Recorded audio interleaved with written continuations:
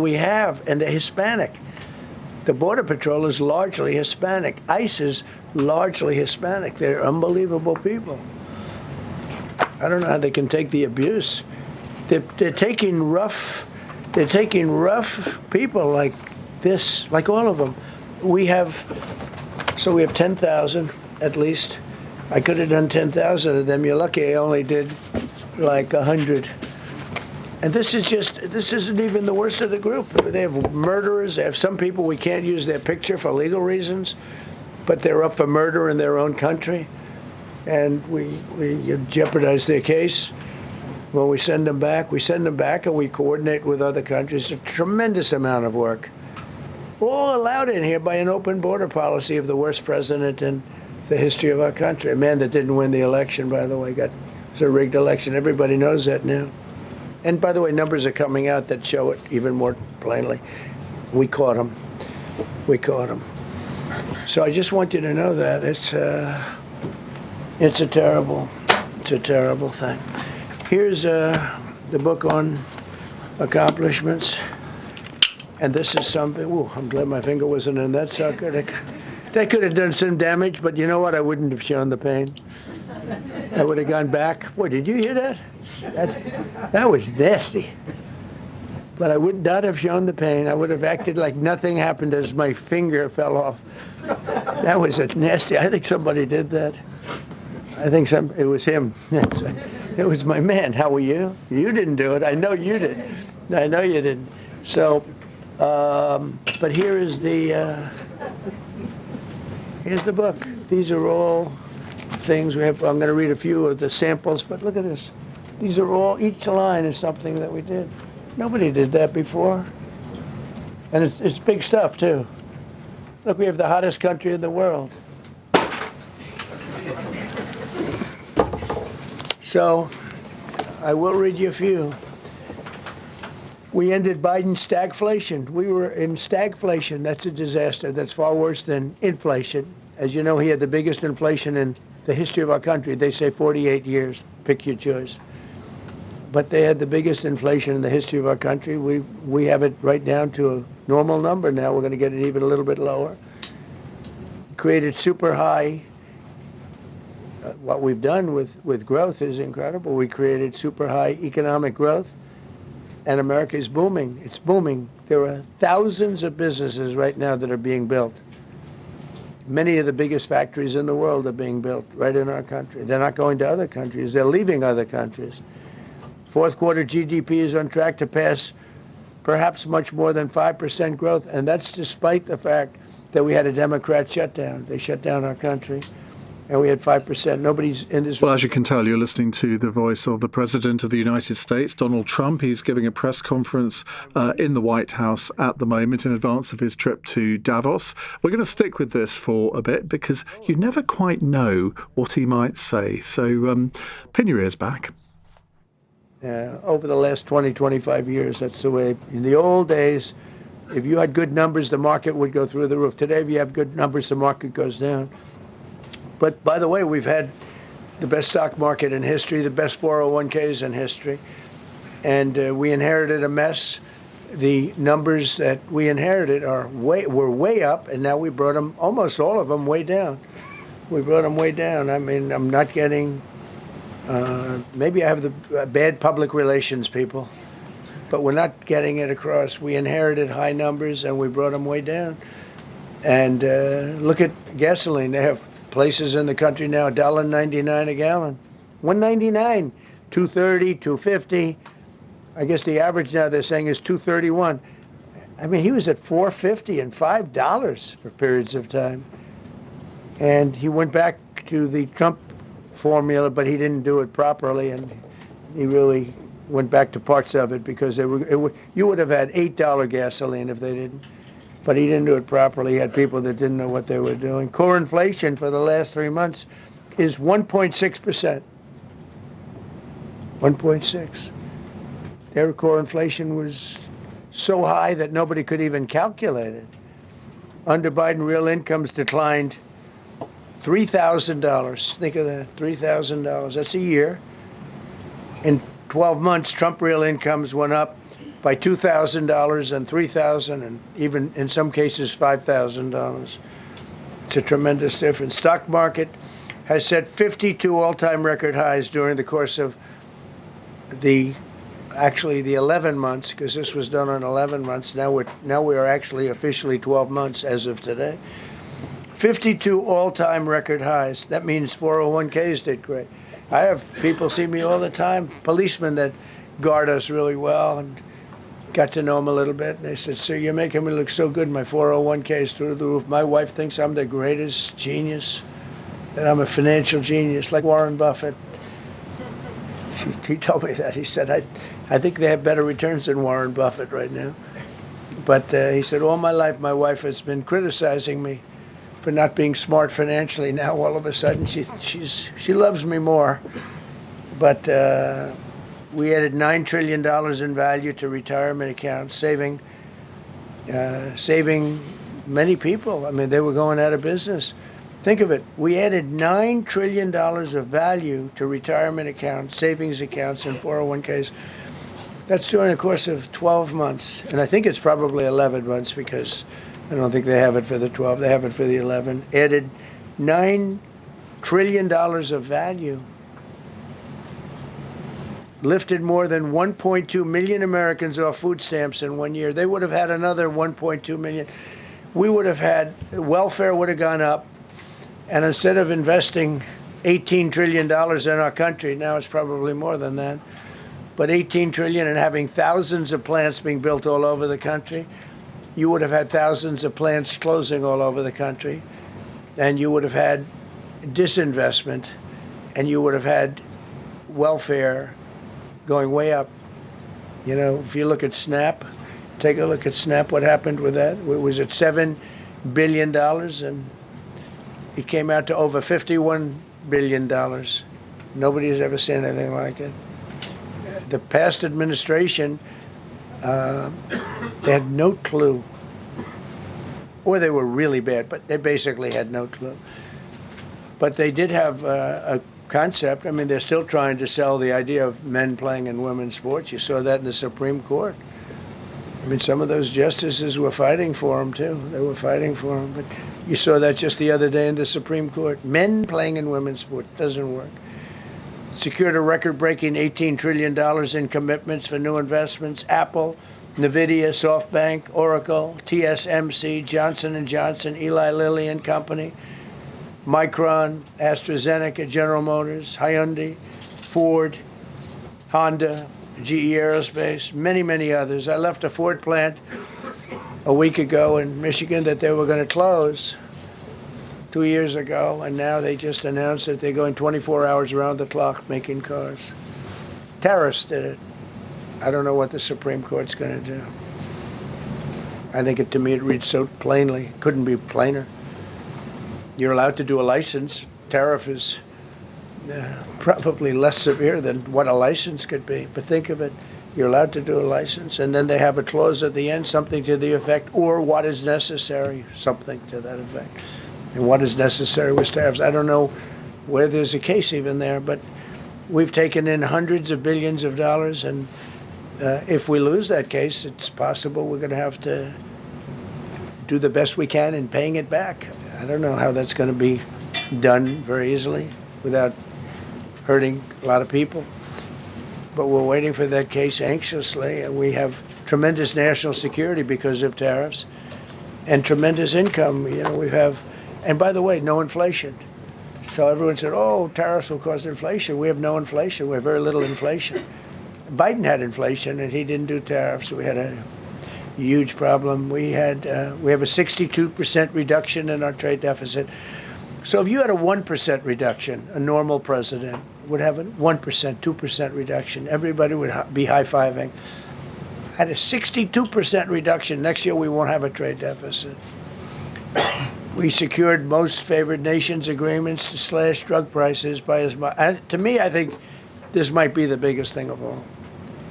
We get zero talk about it. The New York Times had a story way in the back of the paper, a little story about it. I think it's the biggest thing there is when you talk about health care. Drug prices will go down more than ever before for any country, because we were priced at such a Well, level. we're listening to Donald Trump at a press conference at the White House. Judging by the comments on my text screen here, by the way, it's Iain Dale in the evening until 10. Thought I'd just introduce myself. Judging by the comments so far, virtually all of you think that he's sounding rather ill. This is a typical text from Chris. He says these Trump ramblings are the final evidence that he's lost his mind. Hopefully, the clowns who claimed those who knew had Trump derangement syndrome now fade into the background. This man is insane and is on edge of causing World War III. No Trump derangement syndrome, just pure fear of what comes next. Well, we will come back to that press conference when he starts talking about international issues, because I think that's kind of what we all want to hear about. But of course, the main story in the press today is about the fact that the government has given the go-ahead to this massive new Chinese embassy at the site of the Royal Mint just by the Tower of London. This decision has been long in the making.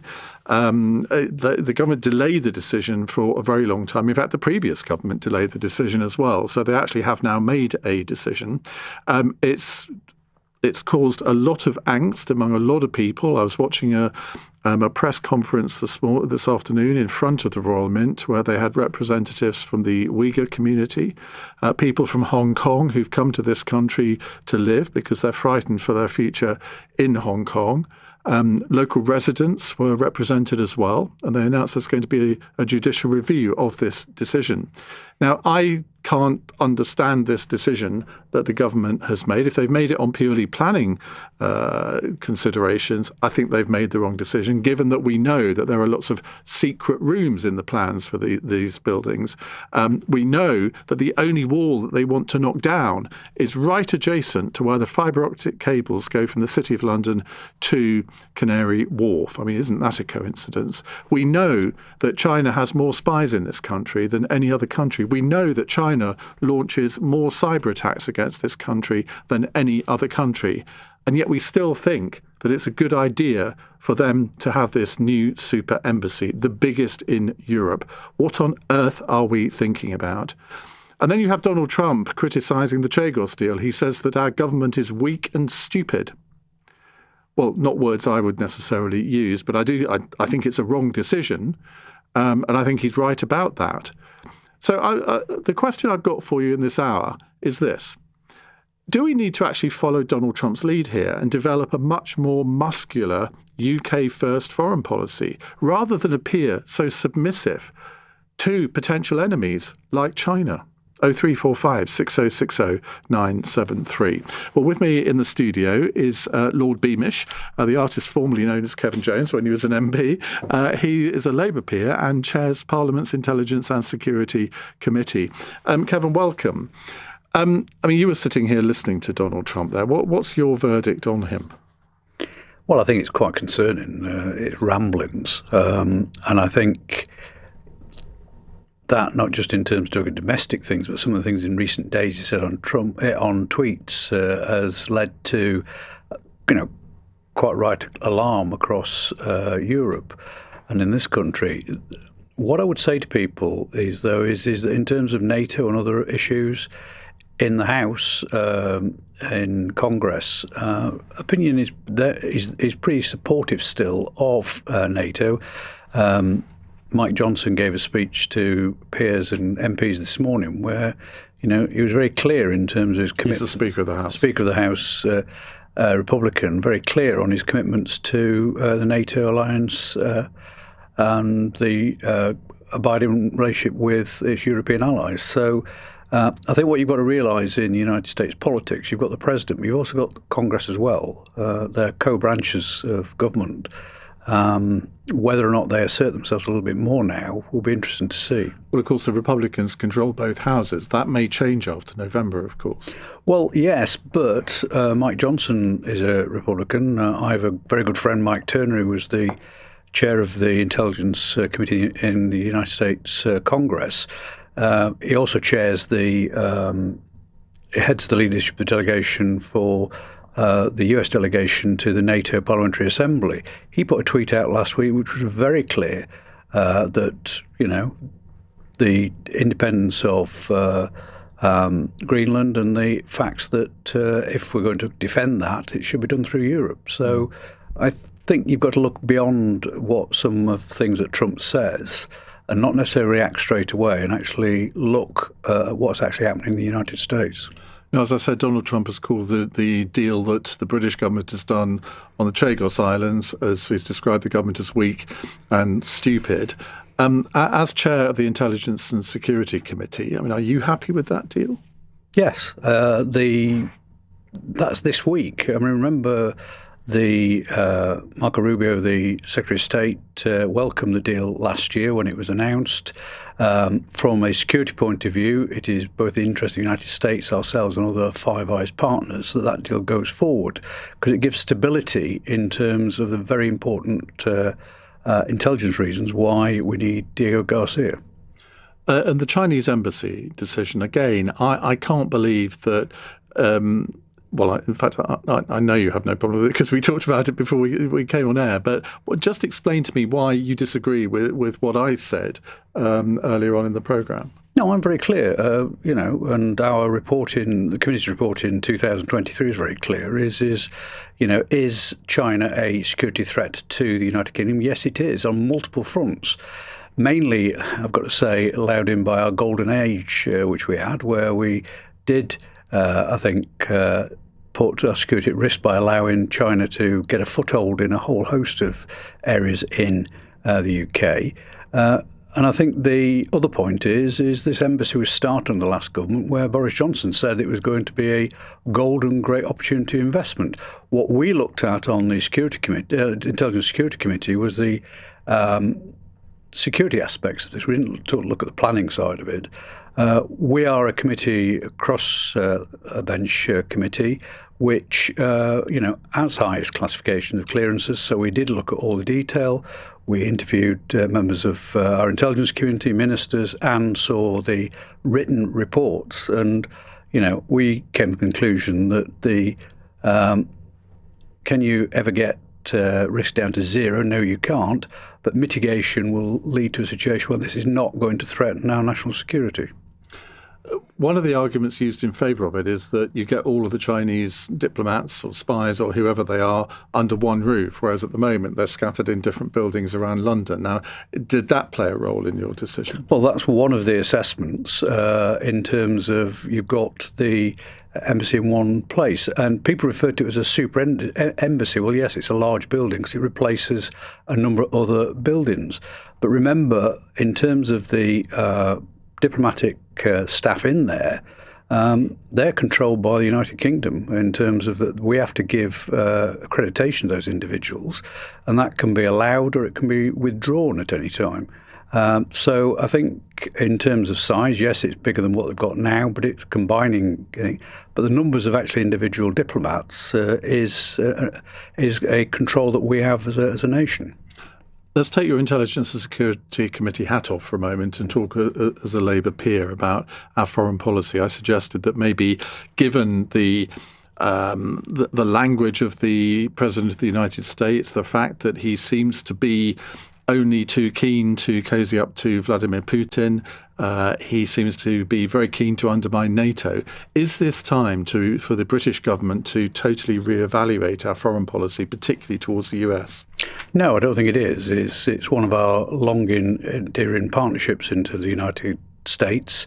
It's not just in terms of NATO. It's on our intelligence sharing, which is incredibly close through the Five Eyes network. So no, I think we need to maintain that relationship, but also be very clear, which I think fair to the Prime Minister's been very clear this week, is things like that's been said over Greenland, you push back very hard. But that's not making sure that we should rip up the relationship because of one president. Presidents come and go, but that relationship has got to be maintained. And I said at the beginning, look beyond the presidency, look at the Congress, look at individuals who have got real power in the United States to influence events. Right. Thank you very much indeed for coming in. So it's been a little bit of an odd experience given what we've been listening to with the President. We are going to return to that in just a moment, and we'll be talking to our US correspondent, Simon Marks. It's 7:20. Weekdays from 7 a.m. They have fatal incompetence. Straight to the point. What is the problem they've got over there? Nick Ferrari at breakfast on LBC. The country's going backwards. Growth down. Energy prices up. Listen on our free Global Player app or the new LBC app. Download it now from your app store. LBC. The following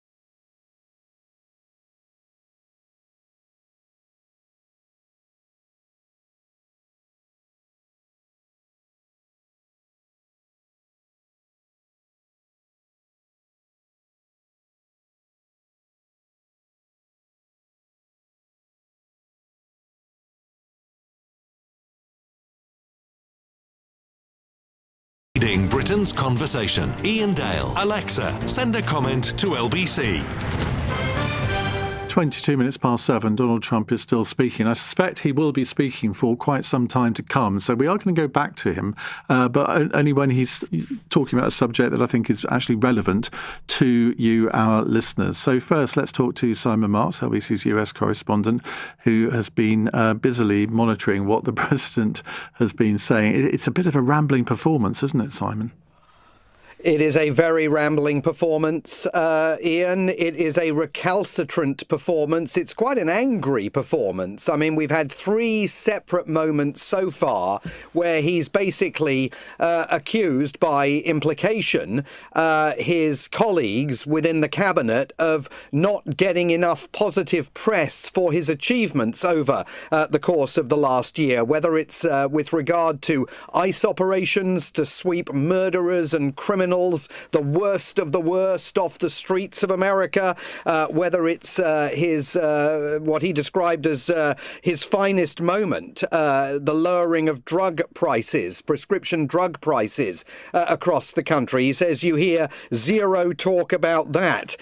He's talked about ending stagflation, bringing about a situation in which the trade deficit in the United States has been slashed by 77% in 1 year. And he's gone on to say, maybe I have bad public relations people, we're not getting it across. But then he's also sought, I think, to tell Americans that what they are seeing with their own eyes, they are not actually seeing with their own eyes. I mean, the Biden administration was, of course, very good at that as well. But he insists that the economy is thriving because the stock market is up and because people's 401k retirement funds are up. And there is truth to both of those claims, but people don't feel that because if you're not able to access your 401k retirement account because you're not 59 and a half years old yet, and if you're still going to the supermarket every weekend and encountering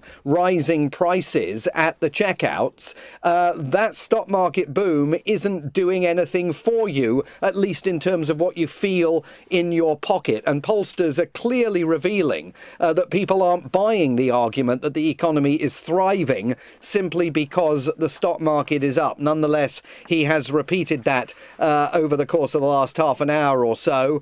We haven't heard a thing yet about Greenland or NATO. I'm sure we will get to that as soon as he throws this open to questions. But at the moment, he is leafing through a massive binder of achievements that the White House claims he has notched up.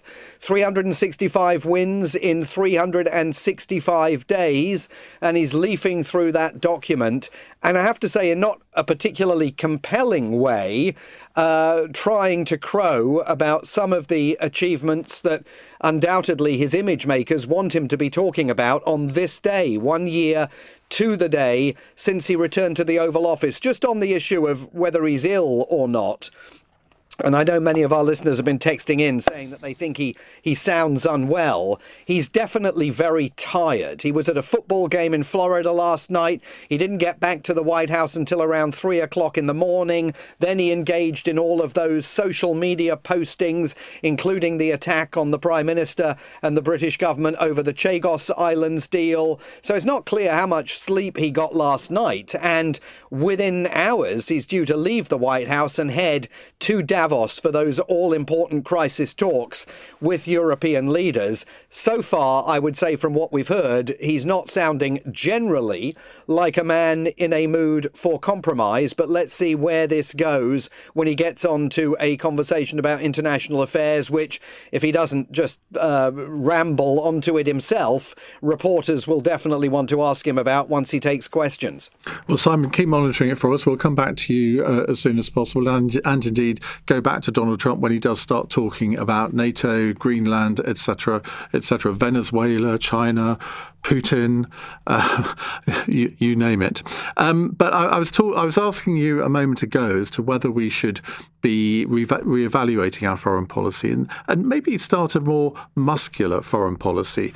Donald Trump's foreign policy is based on the principle of America first. You're right back, Kazim. I'm not sure that.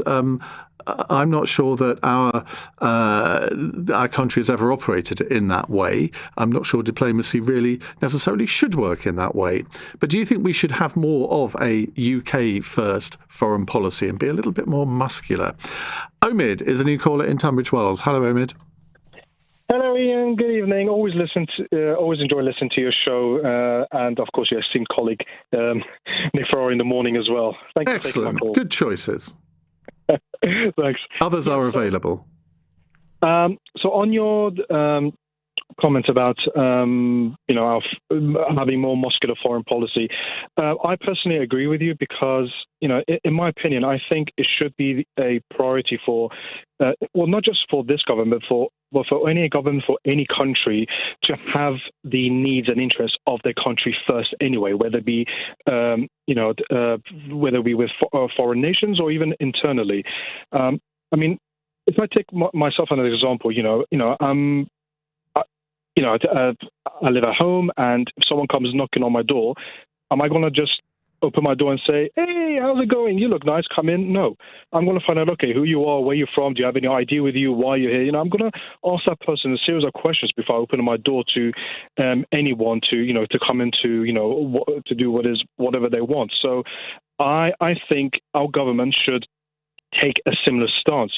I'm not saying that we should be maybe perhaps full on Trump and be like in your face, but I do think we can in this instance we can take a page from his book and say, you know what, perhaps it is time for us to be a bit more assertive, a bit more strong in our foreign policy matters, because if we continue just being like friendly with everyone, there will come a point where people will start taking you for granted and will start making advantages of you and getting you to do things that they want you to do. Hence, I guess, probably comes similar to this whole massive super Chinese LBC that's about to open up. I think personally that's a perfect example to show how foreign, our foreign so-called friends or partners are being able to influence us and assert themselves us and getting things done the way they want to be done.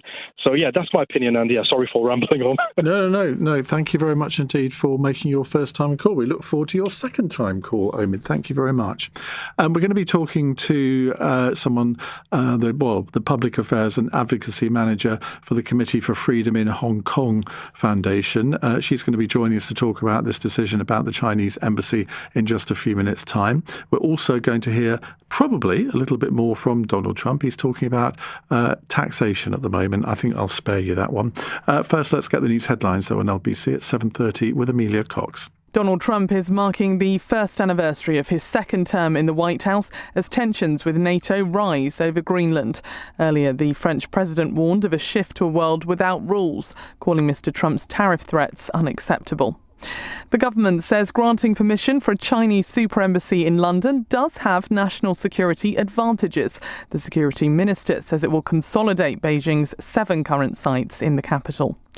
And Cheshire Constabulary has hit out at the decision not to bring further charges against serial killer Lucy Letby. Prosecutors say there isn't enough evidence. LBC weather, a band of rain spreading northeastwards tonight. The odd shower in the west later, lows of 2 degrees. This is LBC. Hillary.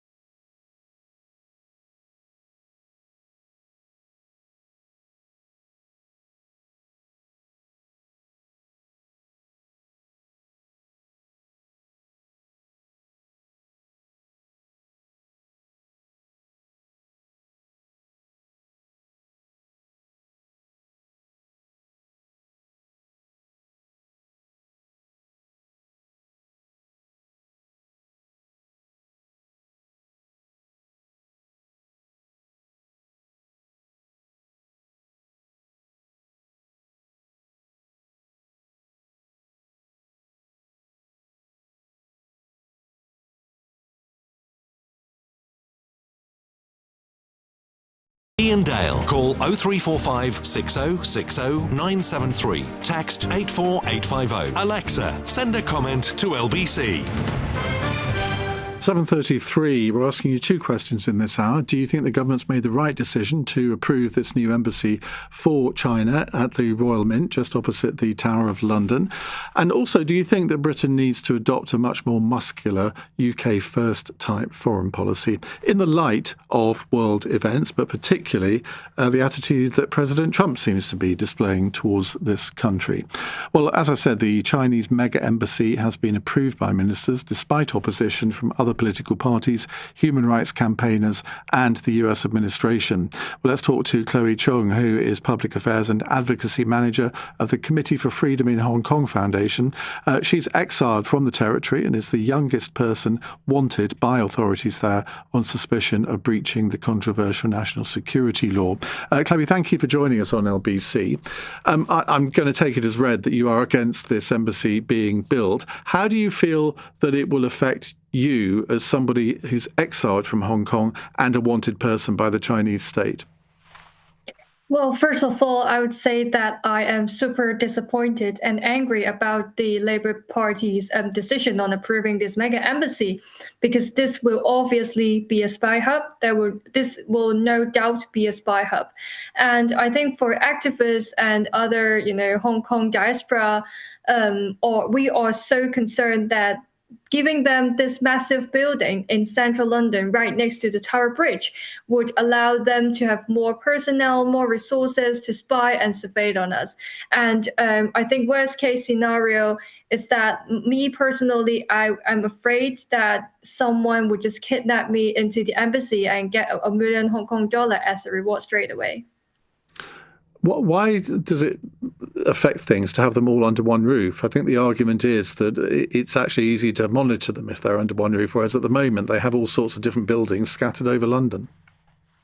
Well, I think there is two things. The first one is that putting them all into one massive building gives them more resources and more space for them to facilitate spying, and it's easier for them to facilitate any spy or surveillance action because they don't need to travel too far and they could just talk to each other because they are next to each other. And I think the second thing that makes me worry the most is that, the British government's attitude towards China has now, become really concerning, because by approving this embassy, it means that Keir Starmer is now prioritizing his relationship with China and, his trade deals with China over the safety of activists and British residents here in the UK. We're trying to build a new embassy in Beijing as well. Presumably that's part of this equation. Keir Starmer's going to Beijing in the next couple of months as well. That's presumably part of the equation. We have to have relations with China. They're one of our major trading partners. But we can't just cut them off because we disapprove of their system of government, the fact that they are launching cyber attacks, not just on us, but countries all over the world, and that they spy on us. We presumably spy on them too. Well, I agree that we have to have some degree of diplomacy with every single country in the world, including, of course, China. However, I think, going to China with the condition of approving this mega embassy is not the right attitude towards China. We have British citizen Jimmy Lai sitting in Hong Kong prison every single day in solitary confinement. Me, as a UK resident, was being placed on the bounty list by the Hong Kong authorities. There are British MPs that were being sanctioned by China. China has been, doing cyber attacks on British soil as well. And given all these things happen, I think Keir Starmer should go to China. However, with the condition that Jimmy Lai walks free from prison, with the condition that, our bounties, our sanctions are lifted. And I think these should be the conditions for Keir Starmer to go to China, but not approving the mega embassy, but not saying yes to everything the Chinese ask for. We should have our request and we should show them we have our red line. If you cross our red line, we will make you accountable for that. Tell me a bit more about your personal situation. And I've talked to one or two other people in similar situations to you, and they genuinely have a genuine fear that they could be harmed, kidnapped in some way by the Chinese government, even though obviously you are now resident in the UK. I mean, do you have to sort of be very cognizant of your own personal safety wherever you go? Do you always have to look over your shoulder? Yes, I am super cautious every day. I have to look over my shoulder every day. I have to look at reflections on mirror and make sure that, no one is following me, because a few months after I received my bounty, there were two suspicious Chinese looking men who followed me in central London. They basically followed me to a restaurant and they tried to listen to my conversation. And after I had eye contact with them, they just ran into a hotel and they disappeared. So since then, I am really, really cautious every single day. I have to change my life pattern. I have to bring, protection devices with me, for example, AirTags and alarms. I have to be really cautious when I make new friends, because I need to identify whether they genuinely want to be my friend or they want to get information from me and they can, give my information to the government and get $1 million Hong Kong dollar as a reward. The Hong Kong authorities said in their press conference that they will chase these fugitives at the end of the earth for the rest of their lives. So I, as a fugitive of Hong Kong, because of not committing any crime, I am genuinely scared every day, because the long arm of Chinese has now influencing British, and I am I can't really do anything here. Are you and people in your situation, are you ever tempted to maybe move to another country where you could literally disappear and not have these daily fears? I think the problem is that I still want to speak out. I don't want to disappear because, well, one of the reasons that I left Hong Kong is that I want to still speak out. I don't want to be silenced. If I want to be silenced, I can just stay in Hong Kong. But I left Hong Kong because I want to speak out for the people of Hong Kong, but I can't do it inside Hong Kong. And therefore, I thought the UK would be a safe haven for activists like myself. I moved here. I thought I can speak freely without fear, but that seems like it's not the case. Chloe, I'm grateful to you for joining us. Thank you very much indeed. That's Chloe Chung there. Very brave lady indeed, I would say to you. Right, we're not going to go back to Donald Trump quite yet. He's talking about mental institutions at the moment. Insert your own joke here. Robert's in East Grinstead. Hello, Robert. Hello, Ian. Hi, good evening. I was listening to the conversation Donald Trump was making and the question you asked. I mean, Donald Trump sounded a little bit tired, and or maybe that's what I would think he would probably sound. I mean, there is a lot of dislike towards him projected onto him. He's obviously pretty, he's got an incredible constitution to cope with all that. My point is that in terms of our policies and America's, I think America is trying to. It's been the front man for a lot of things, a lot of conflicts. It's been trying to resolve them peacefully and very sincerely, and it has to be commended for doing that.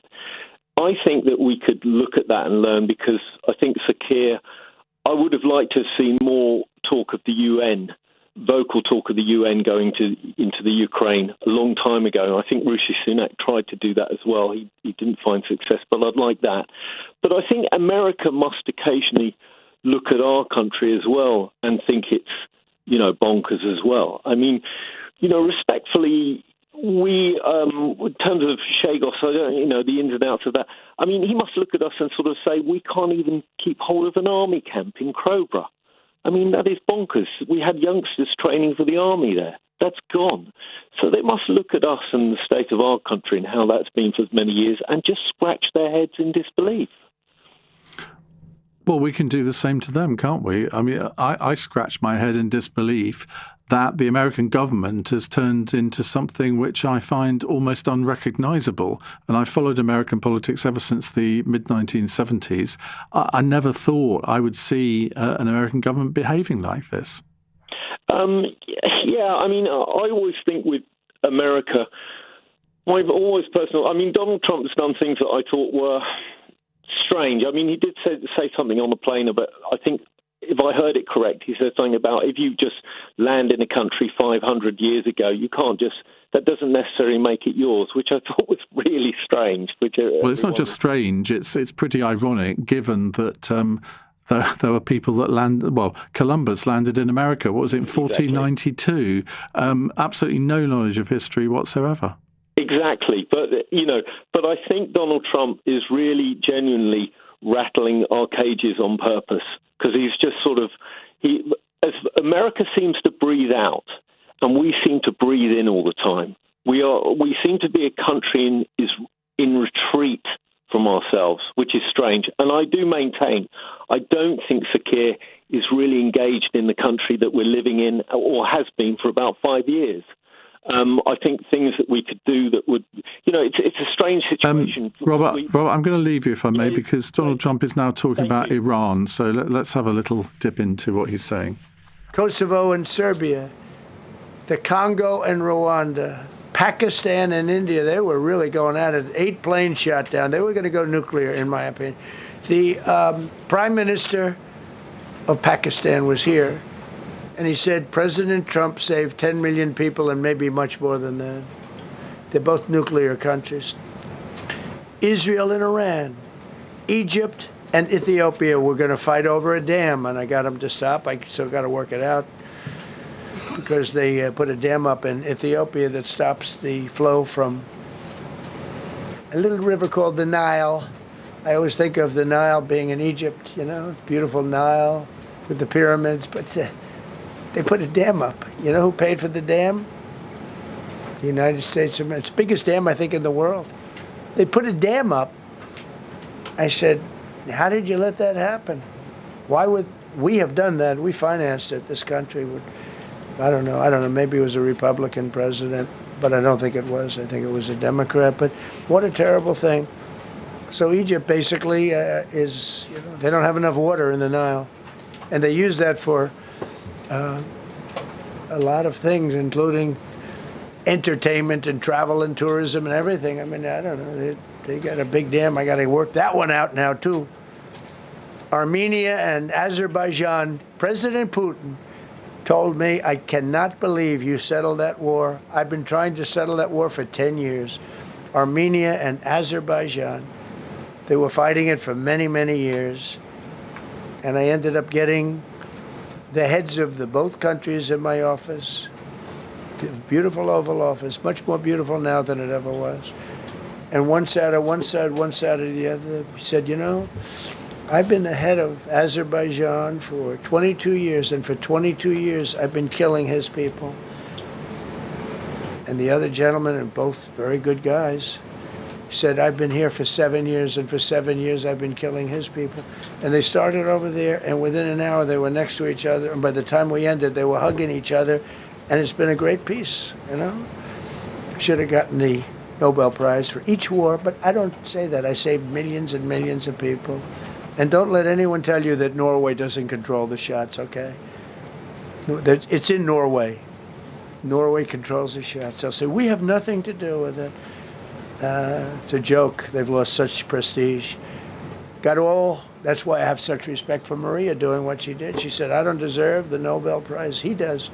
When she got it, they said, wow, that's amazing. I thought President Trump would get it. President Trump deserves it. He ended up 8 wars. How nice, right? It's a good woman.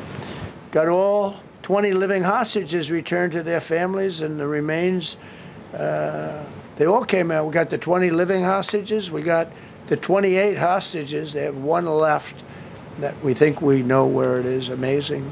Looked like we weren't going to get anywhere near that. Now they've gotten almost. And more importantly, we got many more, hundreds. We got them all. If we didn't do it, you wouldn't have had, most of those people would have been dead. I don't know if that's covered properly, but the 20 is great. They were the last ones. I always said the last 20 are going to be hard, but we got them. We got the last 20, and we got close to 28 of the bodies of the dead. And to those parents, that was just as important as getting their son back alive. They were almost even more intent on they knew their son was dead. They wanted to get the body. I got him back. We just created the Board of Peace, which I think is going to be amazing. I wish the United Nations could do more. I wish we didn't need a Board of Peace, but the United Nations, and with all the wars I settled, the United Nations never helped me on one war.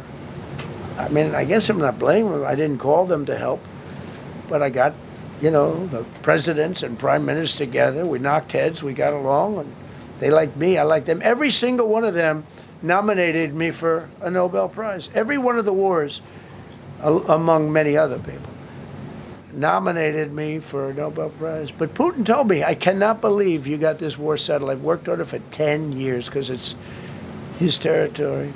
Rescued 83 American hostages and citizens detained from abroad without paying a lot of money.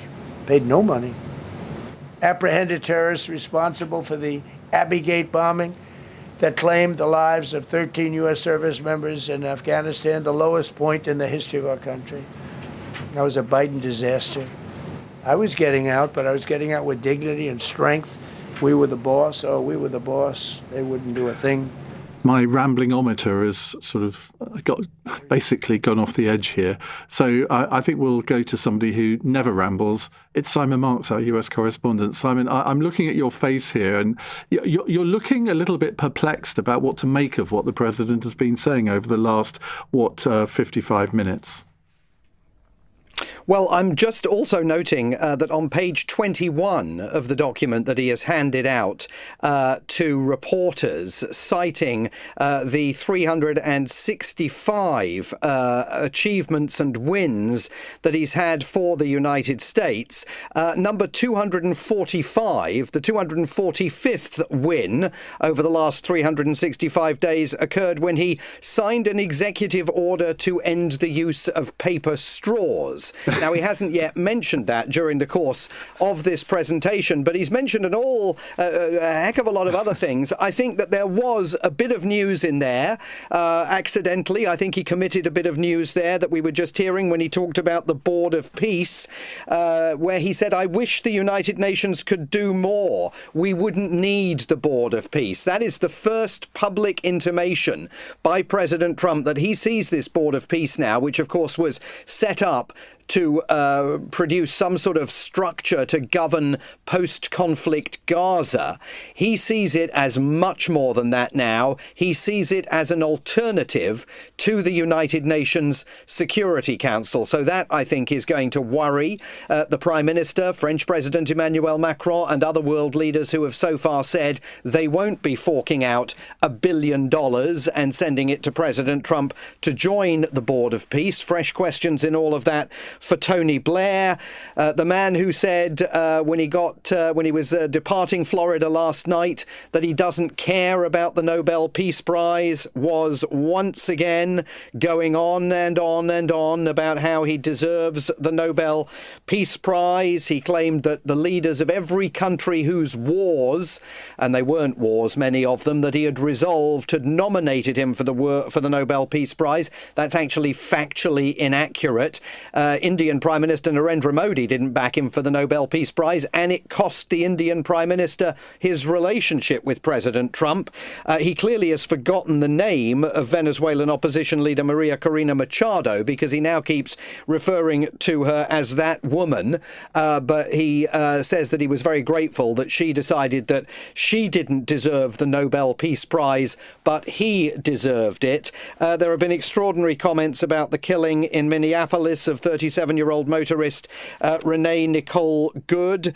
He described it as a tragedy, and he then went on to say, extraordinarily, that he hopes that particularly Nicole Good's father, who reporters say was a Trump supporter in the 2024 presidential election, is still a Trump supporter, despite what happened to his daughter at the hands of that trigger-happy ICE agent, who, of course, is not being investigated by the Department of Justice in relation to her killing. And the other big news, Ian, coming out of this, and I am not making this up, is that he has revealed that when he changed the name of the Gulf of Mexico to the Gulf of America, he actually suggested to his aides that it should be changed to the Gulf of Trump.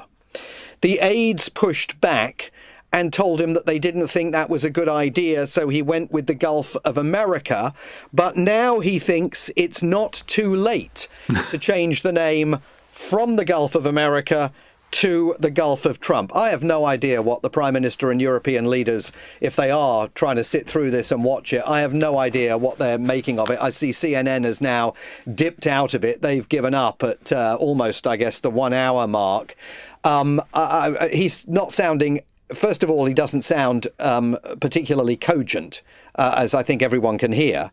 And secondly, he's not at all sounding like a man in a mood for compromise or in much of a mood for dialogue in Davos. But again, if he ever gets to questions and answers, we may hear, if there are still reporters in the room that are going to ask cogent questions and trenchant questions, as opposed to the compliant pro-Trump propagandists who swell the ranks in the White House briefing room these days, we may get some pressing questions about what he's going to do over the issue of Greenland.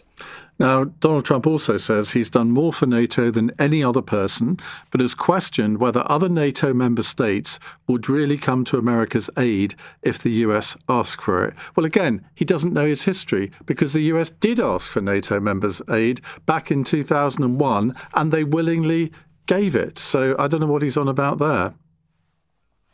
Well, I mean, he doesn't know his history on any of this stuff, Iain. I mean, you can't, a fact checker couldn't even keep up with the nonsense that has been spouted during the course of this press conference. I think it's also important to say very clearly here, you know, if this was Joe Biden making this kind of an appearance, or any other previous occupant of the Oval Office, we would be asking ourselves whether members of his cabinet shouldn't be having a conversation behind the scenes about whether he's okay and whether it's all right for him to continue in office for another 3 years. I mean, we discussed the 25th Amendment that, of course, allows members of the cabinet to remove a president if he's considered to be suffering from some kind of disability that prevents him from staying in office. We talked about that when Joe Biden was in office and was clearly flagging, and arguably his cabinet should have done a lot more to persuade him to drop out of the presidential election much earlier than he did. Well, you and I talked about that, but his cabinet certainly didn't, and the American media certainly didn't. No, absolutely not. But I think it is important to make the point, as we did with Joe Biden, that this does not look today like a man who is capable of serving another 3 years with his finger on the nuclear trigger in the Oval Office. And I know there will be no conversation behind the scenes because, of course, there are no restraining influences within his cabinet. And it's got to be very, very worrying to all of America's allies, if they are still allies in Europe, that as things stand tonight, we're only 1/4 of the way through Donald Trump's second term. Simon, thank you very much indeed. Let's spend the last couple of minutes of this hour listening to the President of the United States. Made you spend hundreds of thousands. It made for hundreds of thousands of cars. The cost numbers were incredible that the consumer has to pay. Imposed 25% tariff on all foreign automobiles and 100% tariff on Chinese cars, which don't come into the country because of tariffs. Only because of tariffs. We didn't have tariffs, you wouldn't have any car. We have now more car factories being built in the United States than ever before because of tariffs. If they take those tariffs away, China will eat our lunch. They'll take all of our car business. Now, there's another way of doing it, but it's more cumbersome, et cetera, et cetera. I don't want to scare you, but it's much more cumbersome, not as good for national security as this. We have a perfect system right now. We're making a fortune. We've never been stronger, and I hope the Supreme Court does the right thing for our country, because if they don't, it's such a problem. It's just so, it would be so sad. We're doing so well because of tariffs. And the people that are heading up the lawsuit, like there's a guy named Leonard Leo, who's a bad guy, and people that are very China-oriented and foreign car-oriented and foreign business-oriented, but in particular China, they're suing to get rid of tariffs because they don't want tariffs, like Coke. Coke has businesses outside of the United States. If you have them outside, you don't want tariffs. But because of tariffs, they treat us well. Without tariffs, they would treat us very badly. As you saw for many years, they respect us more now than they ever have respected us, by a lot. And revoked the California emissions waiver to stop San Francisco communists from regulating the automobile industry and destroying automobiles and the industry in the nation. I was with Bill Ford of Ford Motors. I was with all the people at General Motors the other day, and they are making more money and building more cars than they are doing so good. All because of tariffs and what I've done. And they're building their plants all in the United States. Reopened Anwar for drilling. That's a big deal. Launched a massive Alaskan pipeline project to export natural gas to Asia. We made a deal with South Korea and with Japan that gives us money, the likes of which nobody's ever seen before. Signed executive orders to end Biden's war on coal and I say clean, beautiful coal. I never say the word coal. It has to be preceded by the words clean, beautiful coal. and put miners back to work. The miners. Well, I think I'm going to rescue you from this because it's not very edifying, is it? But Cross Question will be edifying. Andrew Griffith will be joining me, the Conservative Shadow Business Secretary and MP for Arundel and South Downs. Zoe Garbett will be joining us. She's a Green Party London Assembly member. Richard Farley, businessman, author and former investor on the TV show Dragon's Den. And Iman Aiton, who is an anti-racism activist and writer. They are going to be joining me in the next couple of minutes to answer your questions on Cross Question. The number to call 0345 6060 973. And of course you can watch us on Global Player, the LBC app and the LBC YouTube channel. On your radio, on the LBC app and Play LBC. Leading Britain's conversation. This is LBC. From Global's newsroom at 8 o'clock, Donald Trump celebrating a year into his second term at the White House with a press conference listing his achievements. In the last few minutes, he again criticised his lack of a Nobel Peace Prize for ending, in his words, 8 different wars. Should have gotten the Nobel Prize for each war, but I don't say that. I say millions and millions of people. And don't let anyone tell you that Norway doesn't control the shots, okay? It's in Norway. It's a joke. They've lost such prestige. That's why I have such respect for Maria doing what she did. She said, I don't deserve the Nobel Prize. He does. When she got it, they said, wow, that's amazing. I thought President Trump would get it. President Trump deserves it. He ended up 8 wars. Mr. Trump was referring to the opposition leader of Venezuela, who handed her Peace Prize to him, despite her being frozen out of America's regime change plans. He also appeared to position his new Board of Peace as a replacement for the UN Security Council, and not just a governance arrangement for Gaza. We just created the Board of Peace, which I think is going to be amazing.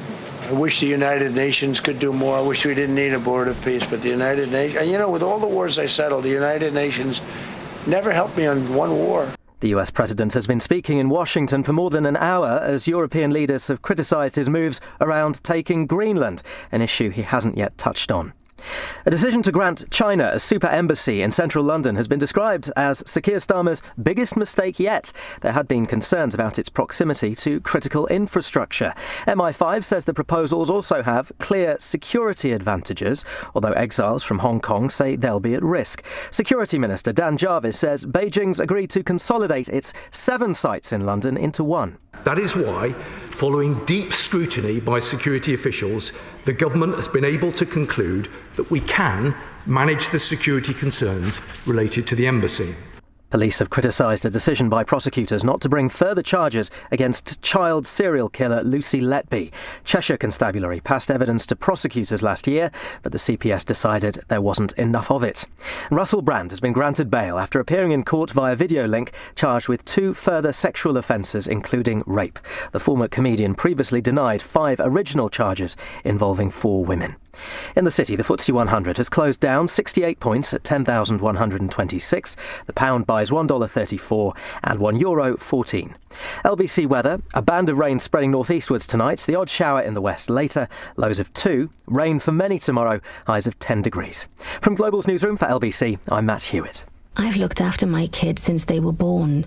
Now they've got kids, I still want to look after them. I don't want them struggling to make decisions about my money or my health if I can't. So we made a lasting power of attorney. Now, if I can't speak for myself, they'll speak for me. It's a weight off for all of us, isn't it? Yes, Mum. Lasting power of attorney. Search your voice, your decision. This is LBC from Global. Leading Britain's conversation. Cross Question with Iain Dale. It's on the right. Hello, a very good evening. It's 3 minutes past 8 on LBC. Welcome to Tuesday's Cross Question. On the panel with me, to my left, Zoe Garbett, who is the Green Party member of the London Assembly, or a Green Party member of the London Assembly, I should say. Next to her is Richard Farley, businessman, author and former investor on the TV show Dragon's Den. To my right, Iman Aiton, anti-racism activist and writer. And to her right, Andrew Griffith, Conservative Shadow Business Secretary and MP for Arundel and South Downs. They're waiting for your questions, 0345 6060 973. You can WhatsApp on that number as well and text 84850. And you can, of course, watch us on Global Player, the LBC app and the LBC YouTube channel.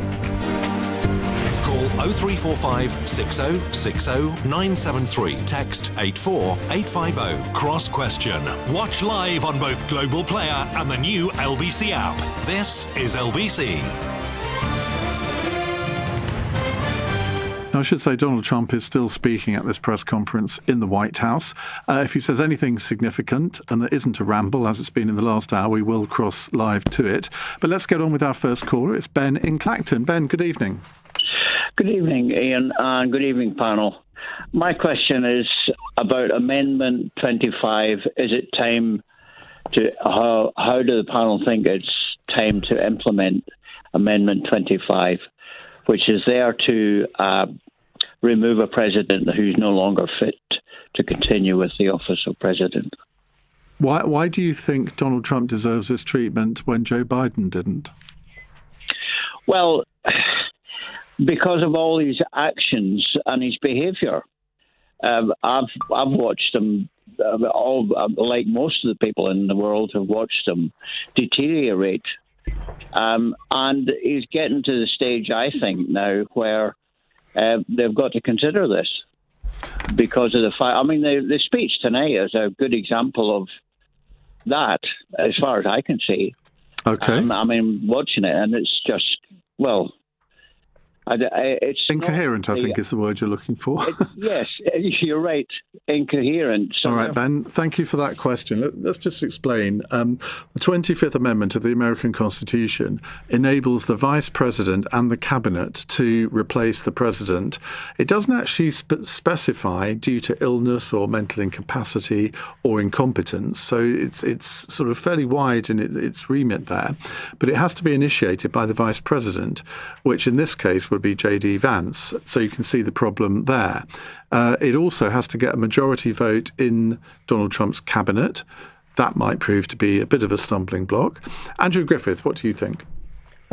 I don't like ducking questions, but I mean, this seems to me one for the American people. I mean, I'd quite like to, if not quite impeach Starmer, remove the Prime Minister of this country, because I think he's doing great damage to us. But we have a constitutional mechanism for doing that. We live in a parliamentary democracy. Everyone's, no one's ever quite as bad as they say and quite as good as they say. There's definitely some things that are going right for the US economy, for example. At the moment, we saw the IMF figures out on Monday, and they're growing about twice as fast as ours. But really, it's a decision for the American people and those people under their constitution. So you are going to duck the question? Well, sort of. I mean, it's definitely not. I mean, I'm not in government, but it's definitely not something that we should be opining about, and that's why we have elections. No one's saying he's ill. People may disagree. Well, I think some people of are the saying things he's that, saying. actually. They're starting to say it, and I mean that performance tonight. I haven't seen it, and let's put it this way: it wasn't exactly stop the government giving away Chagos. Okay, Iman, let's come to you. Well, I think I will echo your points, Andrew. I do believe it comes down to the Americans to decide, obviously. I have to admit, I'm very curious to see where this goes in terms of, one, his peace board, how that goes, and of course the 20-point plan in terms of Gaza. So I think that needs to come to fruition. We need to kind of see how he fares in that respect. I think it's unfair to stop him whilst he's making some type of progress in regards to peace, quote unquote peace. So I think that's where we need to kind of focus on if we kind of look at the bigger picture in terms of what he has done so far. And this is not me giving credit to Trump. Please do not be confused. It's purely curiosity to see if he fails. Okay. And I want to see Wagwan, right. Jamaican saying. Sorry? Let's see what happens. I do agree as well that it should be up to the American people, and I think something flashed up then about a 37% approval rate. But I'm absolutely terrified by some of Trump's actions. Just in the last few weeks, we've seen him break international law in Venezuela. We're seeing this land grab in Greenland that's nothing to do with the Greenlanders or what their prime minister wants. They've said they want to, stay with Denmark, stay in the EU and stay with NATO. They've quite clearly said that. This is another financial gain for him and his friends. And I think that the UK should be really standing up to him. I think that everyone should be really saying loudly on a global stage that this is not how a president should be behaving. Breaking international law and the harm that he's causing globally, I think is terrifying. And I think that the UK needs to be standing up in this moment and not being complicit in any of these actions. Doesn't answer the question. Should the 25th Amendment be invoked? Well, I think that's a technicality around, if it's around medical grounds, I think that's for someone with a medical qualification to make that decision. But I definitely think that he's not qualified is he doing what he's also elected to do, which is around keeping the security of the US? I think he is acting in a way that is harmful to the US citizens and, security on a global scale. So, and I know we'll get into other things, but I think it's quite terrifying. Well, he would argue that he's actually made America and the world much safer by resolving some of these conflicts. That's according to him, isn't it? Well, I think in some ways he has got a case on this. I mean, you look at Iran, for example. You look at the fact that Hamas and Hezbollah almost sort of been eliminated now from the conversation. You look at, you say breaking international law by removing Maduro. You tell that to 99.5% of the Venezuelan population as to whether they think he's done a good thing or not. I mean, it's very easy to point to stupid things that he's said. And I mean, Greenland is a good example of where I think virtually everybody even in America, I think it's only 4% of Americans think that would be a good idea. But you do have to sort of look at it slightly more dispassionately, surely.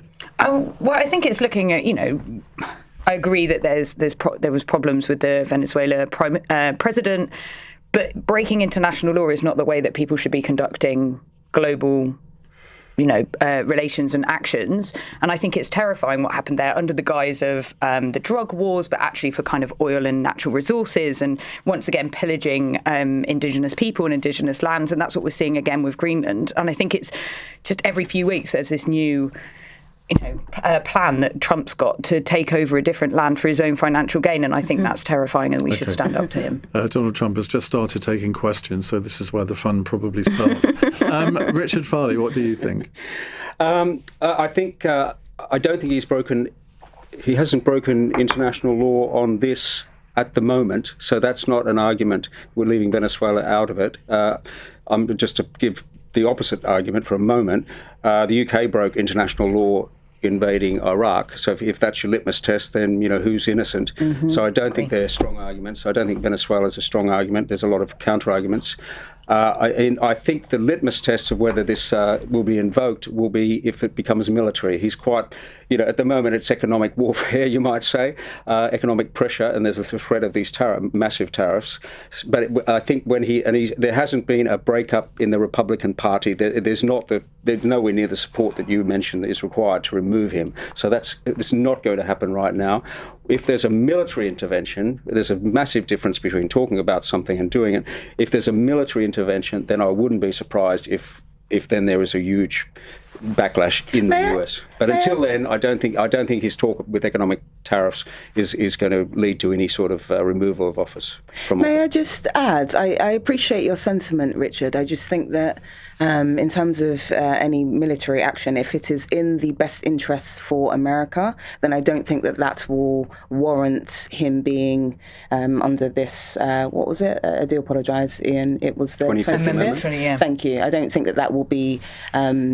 it will come to pass. I think the ultimate test will be how far does he go in terms of pushing the Americans in regards to the quality of life. And so I think the real test will be when there is a general consensus in America that we cannot tolerate the amount that we are spending on our groceries. It is now past what we were willing to accept. I think that will be the test, not military, because military potentially could be based off of looking after America. So I don't think military is the dynamic because of performance on this. Let's cross live to Donald Trump. He's talking about Greenland.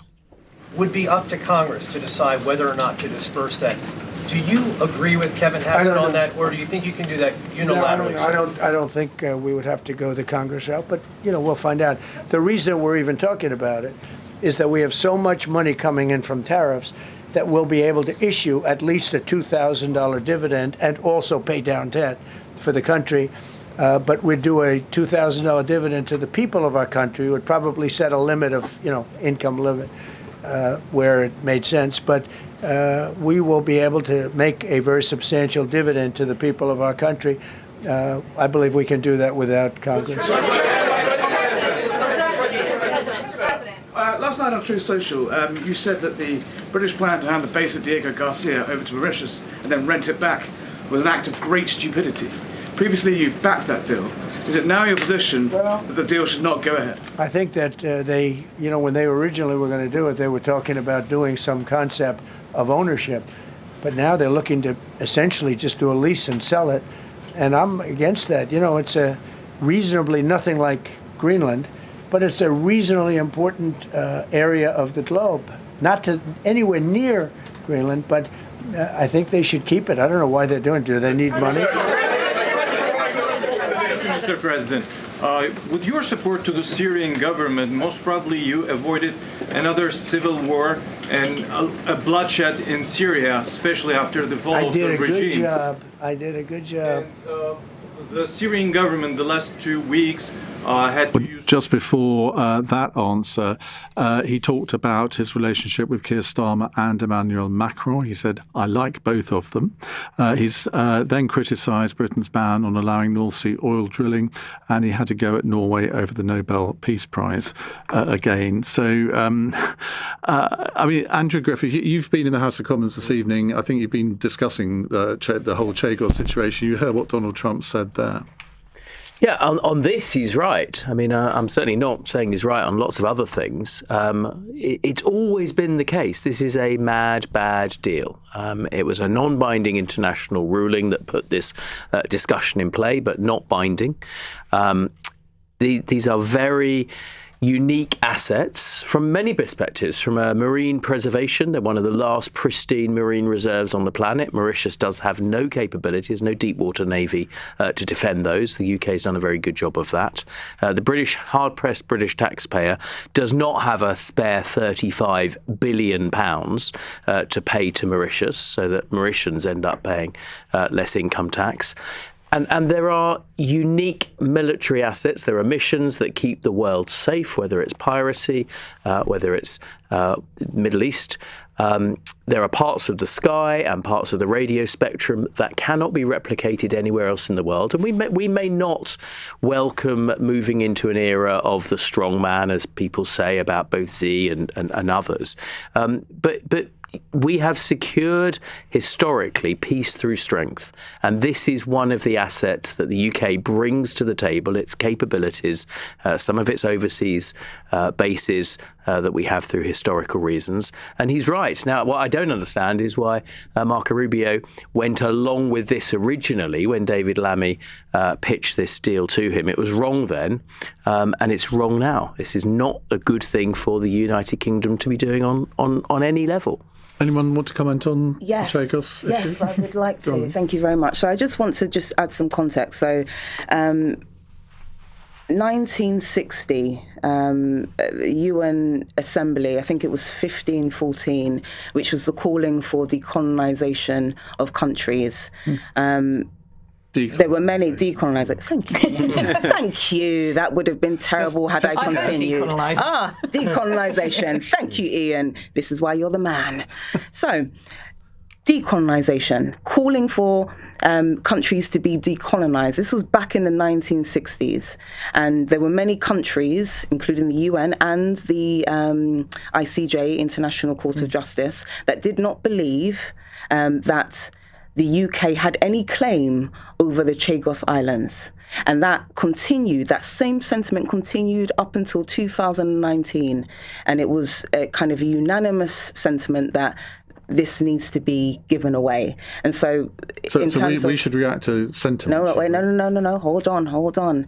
What we should react to is our own values and morals. We call ourselves the good guys. We stopped slavery and colonialism. So why on earth would you like to hold on to a country and colonize it? Purely for the sake of power and security. And if that is the case, I would argue you are perfectly aligned with Trump and Greenland, which is about power and security. So you have to connect the dots, and I appreciate where you're coming from. I think your sentiment is very much aligned with, I think a caller mentioned it, or in fact, maybe a caller didn't mention it, but I was thinking it when a caller spoke yesterday, which is realpolitik.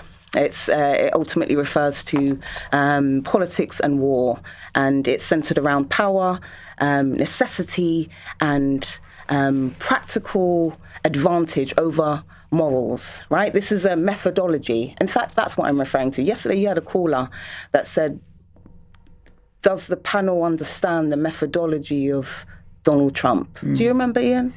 No. No, it's fine. I'll remind you. No problem. You're a busy man. Don't worry. You're boss. I'm here to add some nuance. If I may, yes. Two things. One is the rights of the Chagosians. Yes. So I mean, this is if I don't buy Don't this. do that, because I'll eat you alive with that one. No, I will eat you alive with that one, Andrew. You sure you will continue? Make his point. The Chagosians, the argument that's being made is about the right of self-determination of the people of Greenland.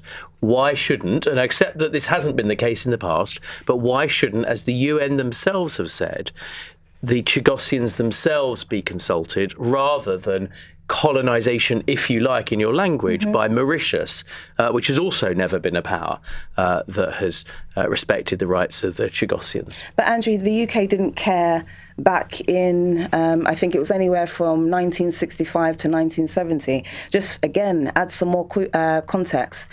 The UK evacuated. In fact, let's use accurate. We really haven't got time to go. Forgive me. I'll just say this. I'll just say this. I'll keep it brief. It's important. I'll just say. I'll just keep it brief. Forgive me. I do apologise. I'll keep it brief. The UK removed the Chagosians in 1965, or anywhere from 1965 to 1970, for the sake of the US naval base on Diego Garcia, and as a result, they were displaced. They have been aggrieved ever since, and the Labour Party has now decided. In fact, you can probably correct me if I'm wrong, but there was a deal to be made, 40 million, to make up for the fact that the UK back in 1965 removed the Chagosians purely for the US, and bearing in mind that this US Navy naval base on Diego Garcia was leased for 60 years, and the US never paid the UK. So we have the island for the naval base in the naval base for the US, and the US never paid us. We really can't spend the whole of this programme talking about the history of the Chagos Islands. It's 21 minutes past 8. This is LBC. During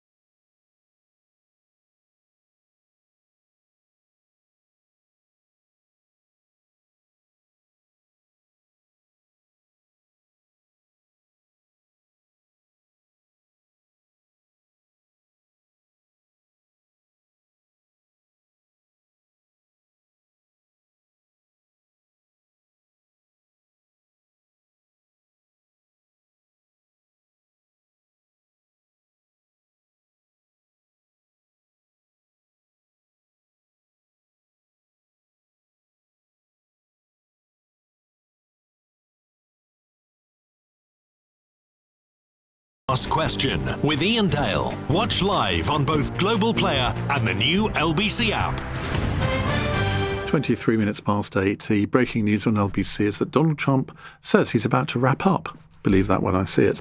On our panel tonight, we have Zoe Garbett, Green Party London Assembly member, Richard Farley, businessman, author and former investor in the TV show, or on the TV show Dragon's Den, Iman Aiton, anti-racism activist and writer, and Andrew Griffith, Conservative Shadow Business Secretary and MP for Arundel and South Downs. How's that shadow cabinet table looking at the moment without Robert Jenrick?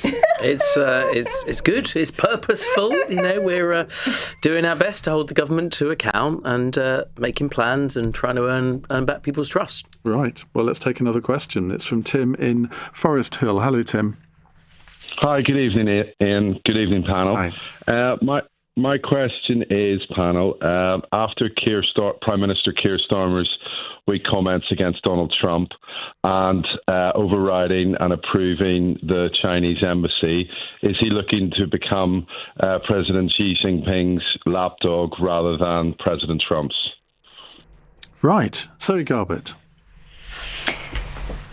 So I'm really concerned about China's track record on international human rights. We know that they've done multiple breaches of human rights, and I'm really concerned about any kind of alignment with China from a kind of human rights perspective. And I know that there has been a pursuit of trade deals with China, and I know that this is kind of fallout from Brexit and other ways that we've kind of been left ourselves isolated. First, obviously, as the question, as Tim implies, first seeking allegiance, obviously, and getting closer to America, and the same with China. And I think, obviously, on the embassy, I know that serious concerns have been raised by MI5 that were ignored in this decision, as well as by residents. I know there's been a lot of protests over the last few weeks, and definitely over the last, few months as this has come up, because this is a topic that's come up on the Assembly before, because the embassies, the planning permissions in London. So I think it is concerning. I think obviously there should have been considerations around the size of the embassy, which I know there's lots of concerns about. But obviously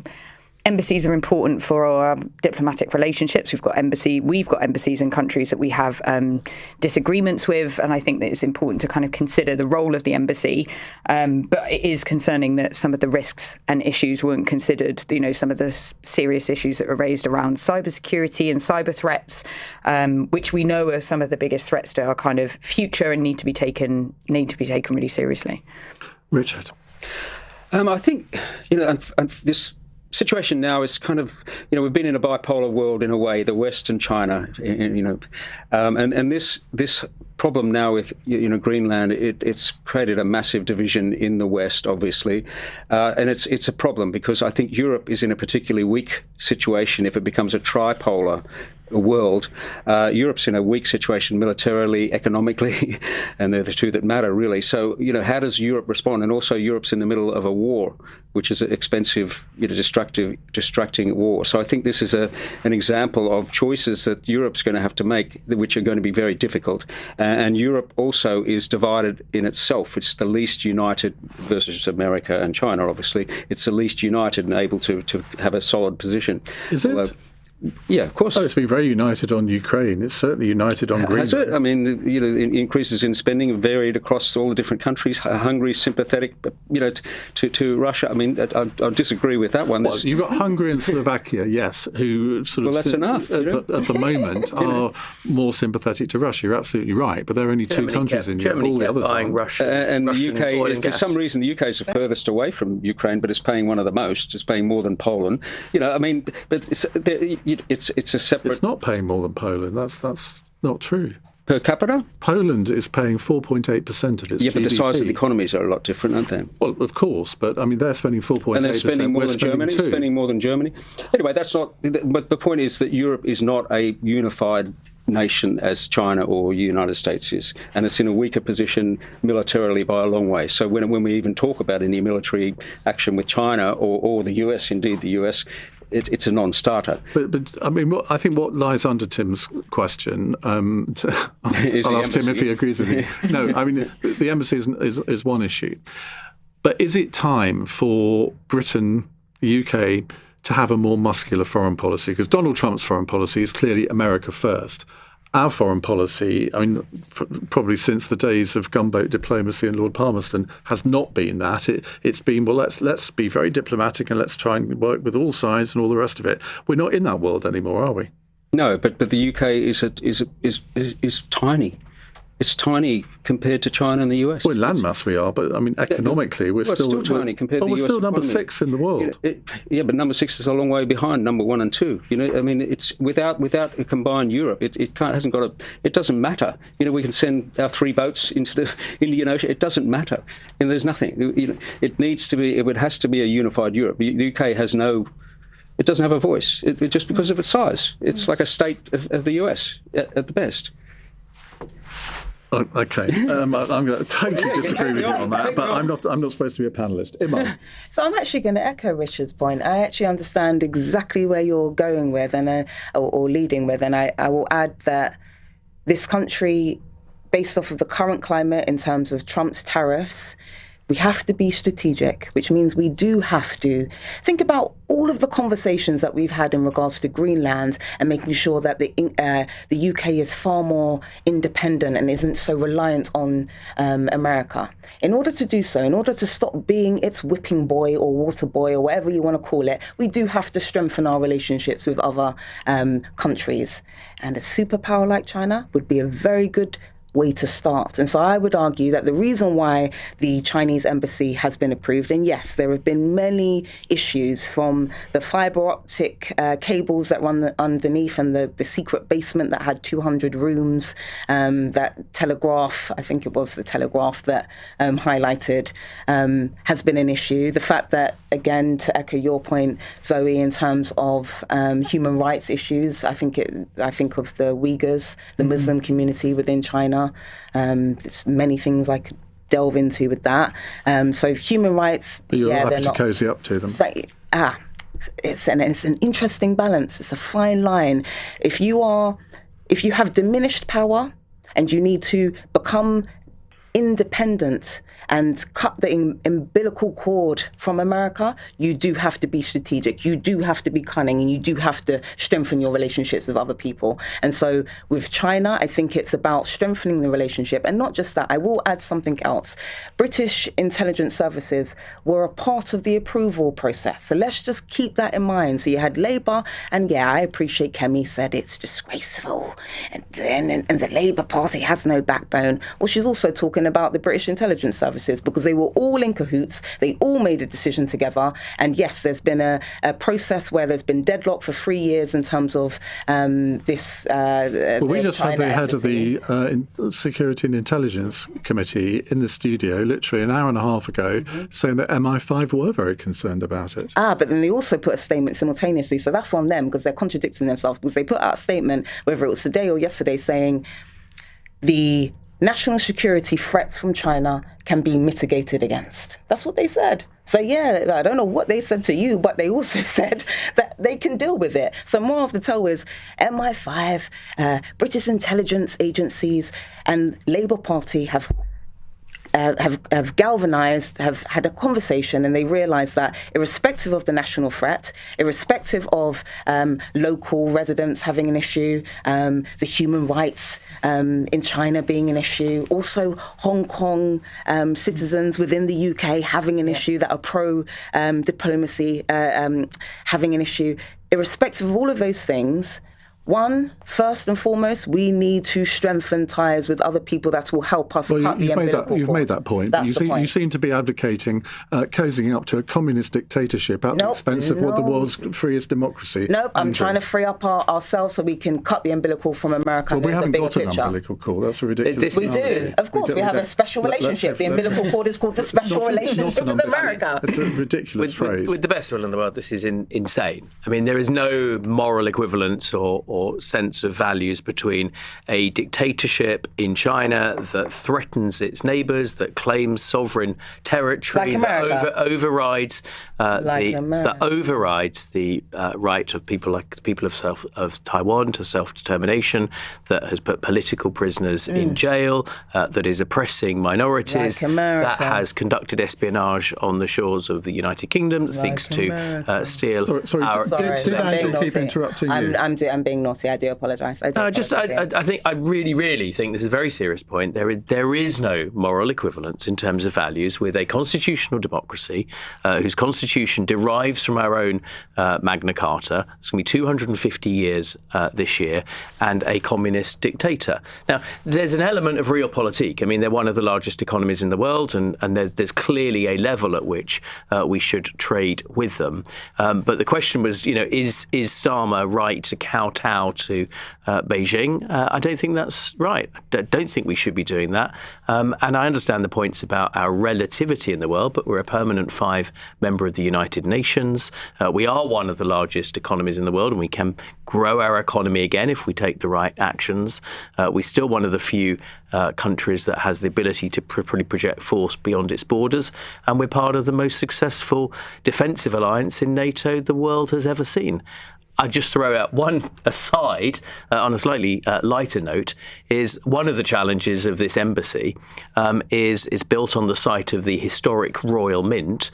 I suspect by the time they've got through all of the planning processes and all of the historic England, I mean, it's just ruinously hard to build anything in this country, particularly in London under the mayor. And by the time historic England have gone through every single artefact that they find in the former site of the Royal Mint, maybe this will never get built. Or maybe a new British embassy in Beijing will be built by then. Who knows? We will be speaking to Simon Marks after the news to bring us up to date with Donald Trump. He's still going. Oh no! Apparently he's just finished. They're just replaying a bit of the beginning of it. Anyway, it's 8:35 on LBC. Time for the news headlines with Matt Hewitt. Donald Trump said you'll find out when asked how far he's willing to go to acquire Greenland. At a 90-minute press conference that has just finished, marking the first anniversary of his second term, the US president also said he's changed his mind on the UK's Chagos Islands deal with Mauritius because they're essentially going to do a lease and sell it, and I'm against that. The government says granting permission for a Chinese super embassy in London does have national security advantages. The security minister says it will consolidate Beijing's 7 current sites in the capital. And Cheshire Constabulary has hit out at the decision not to bring further charges against serial killer Lucy Letby. Prosecutors say there isn't enough evidence. LBC weather: a band of rain spreading northeastwards tonight, the odd shower in the west later, lows of 2 degrees. This is LBC. Every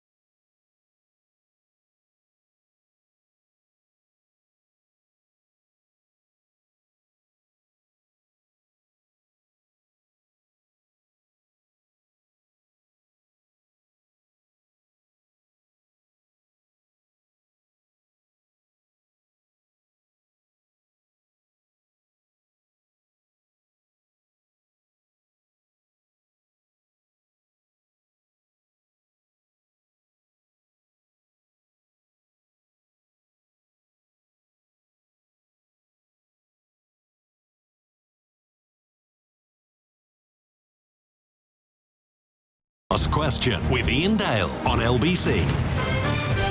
8:38. Zoe Garbett has just revealed that she was prime Spice Girls age, whatever that means. I was 10 But they when are it came popular out. I music think that beat was combo. proper Spice Girls age. That makes me feel so old. Yes. Let's talk to the fifth member of the Spice Girls, Simon Marks, our US correspondent. He has been following the end of Donald Trump's press conference and is going to sum up the last 20 minutes for us in 1 minute precisely, Simon. Yes, I'll attempt to do that, Ian. The entire event lasted 104 minutes, so about an hour and 3/4. On Greenland, he insisted that he's not ruling, didn't take any options off the table. When he was asked how he was going to acquire Greenland, he said, "You'll find out. I think something is going to happen that's going to be very good for everyone." And then he went off on the riff about nobody has ever done more for NATO than him, but he says we will work something out where NATO is going to be happy and we are going to be very happy, although precisely what the contours of that look like, he did not go into details. When it was put to him that the people of Greenland don't want to join the United States, he said, "When I speak to the people of Greenland, I'm sure they will be thrilled." He made it clear that he is not travelling to Paris from Davos to accept Emmanuel Macron's invitation to a meeting of the G7, and several times during the press conference, while he said he liked Emmanuel Macron, he dismissed the French president, insisting that he's not going to be in power for very much longer. And he made it repeatedly clear, number one, that he sees the Board of Peace taking over from the United Nations Security Council and becoming a prime mover on the geopolitical stage. And number two, that he is absolutely furious that he hasn't got a Nobel Peace Prize and he is penalising Norway as a result. So that's 104 minutes of my life I'm never getting back in. I'm very disappointed in you, Simon, because you could have said at the beginning of that answer, well, I'll tell you what I want, what I really want to say. But you didn't. That would have been a piece of radio gold, but there we are. Right, thank you very much indeed. Let me reintroduce my cross-question panel. Zoe Garbett, former Spice Girl, is Green Party London Assembly member. That's how I'm always going to think of you from now on. Love it. Richard Farley is businessman, author and former investor on the TV show Dragon's Den. Iman Aitin is an anti-racism activist and writer. And Andrew Griffith, Conservative Shadow Business Secretary and MP for Arundel and South Downs. Right, a text question from Ben. Unemployment is really high and more companies are talking about cutting jobs. Now it's Asda. Just how long is our economy going to be in the toilet for? Now, figures released today by the Office for National Statistics say unemployment has remained at 5.1% at the end of 2025, with wages also growing at the slowest rate for 5 years. Asda are cutting 1,200 jobs, or could cut 1,200 jobs within its warehouses as part of plans to cut costs. Richard Farley, you've probably got your finger on this as much as anyone here. Do you think that it's inevitable that unemployment is going to continue to rise for quite some time? It doesn't look very good, does it? And it's also the type of jobs. Graduate jobs are really bad. I mean, really bad. The interview rate is terrible. So I really feel sorry for people, young people who have done the right thing, got a degree, got an education. It is tough. And I think it's worse behind those numbers because it's young people, hitting young people harder. But also I think the actual number of the employment itself, the employment numbers are down, aren't they? So unemployment rate it depends also on the participation rate, how many people are looking for jobs. If it's that bad, people give up and they stop looking for jobs and they're no longer counted as unemployed. So you've got to look at the number of people, the employment, the number of people the economy is employing, and that's even worse than the unemployment number. But anyway, I don't think after the last budget, unfortunately, there's a lot of room for optimism. Why would you hire someone, and then even these changes to the employment laws? Why would I've started a lot of businesses. Why would I hire? I'm not hiring anyone right now. I'm not. Why would I? Why would I? That just the whole thing doesn't make sense. And it seems like there's a lot of protection against, the unions that protect people who have jobs. Who protects the unemployed? There's no unions for the unemployed. And it really is a long-term problem because it can become chronic that people have children who don't have jobs. The whole thing becomes such as happens in the south of France. Anyway, it's a big problem. I can't see any reason for that to improve. There's nothing to grab onto. There's not like, suddenly, there's nothing. There's nothing.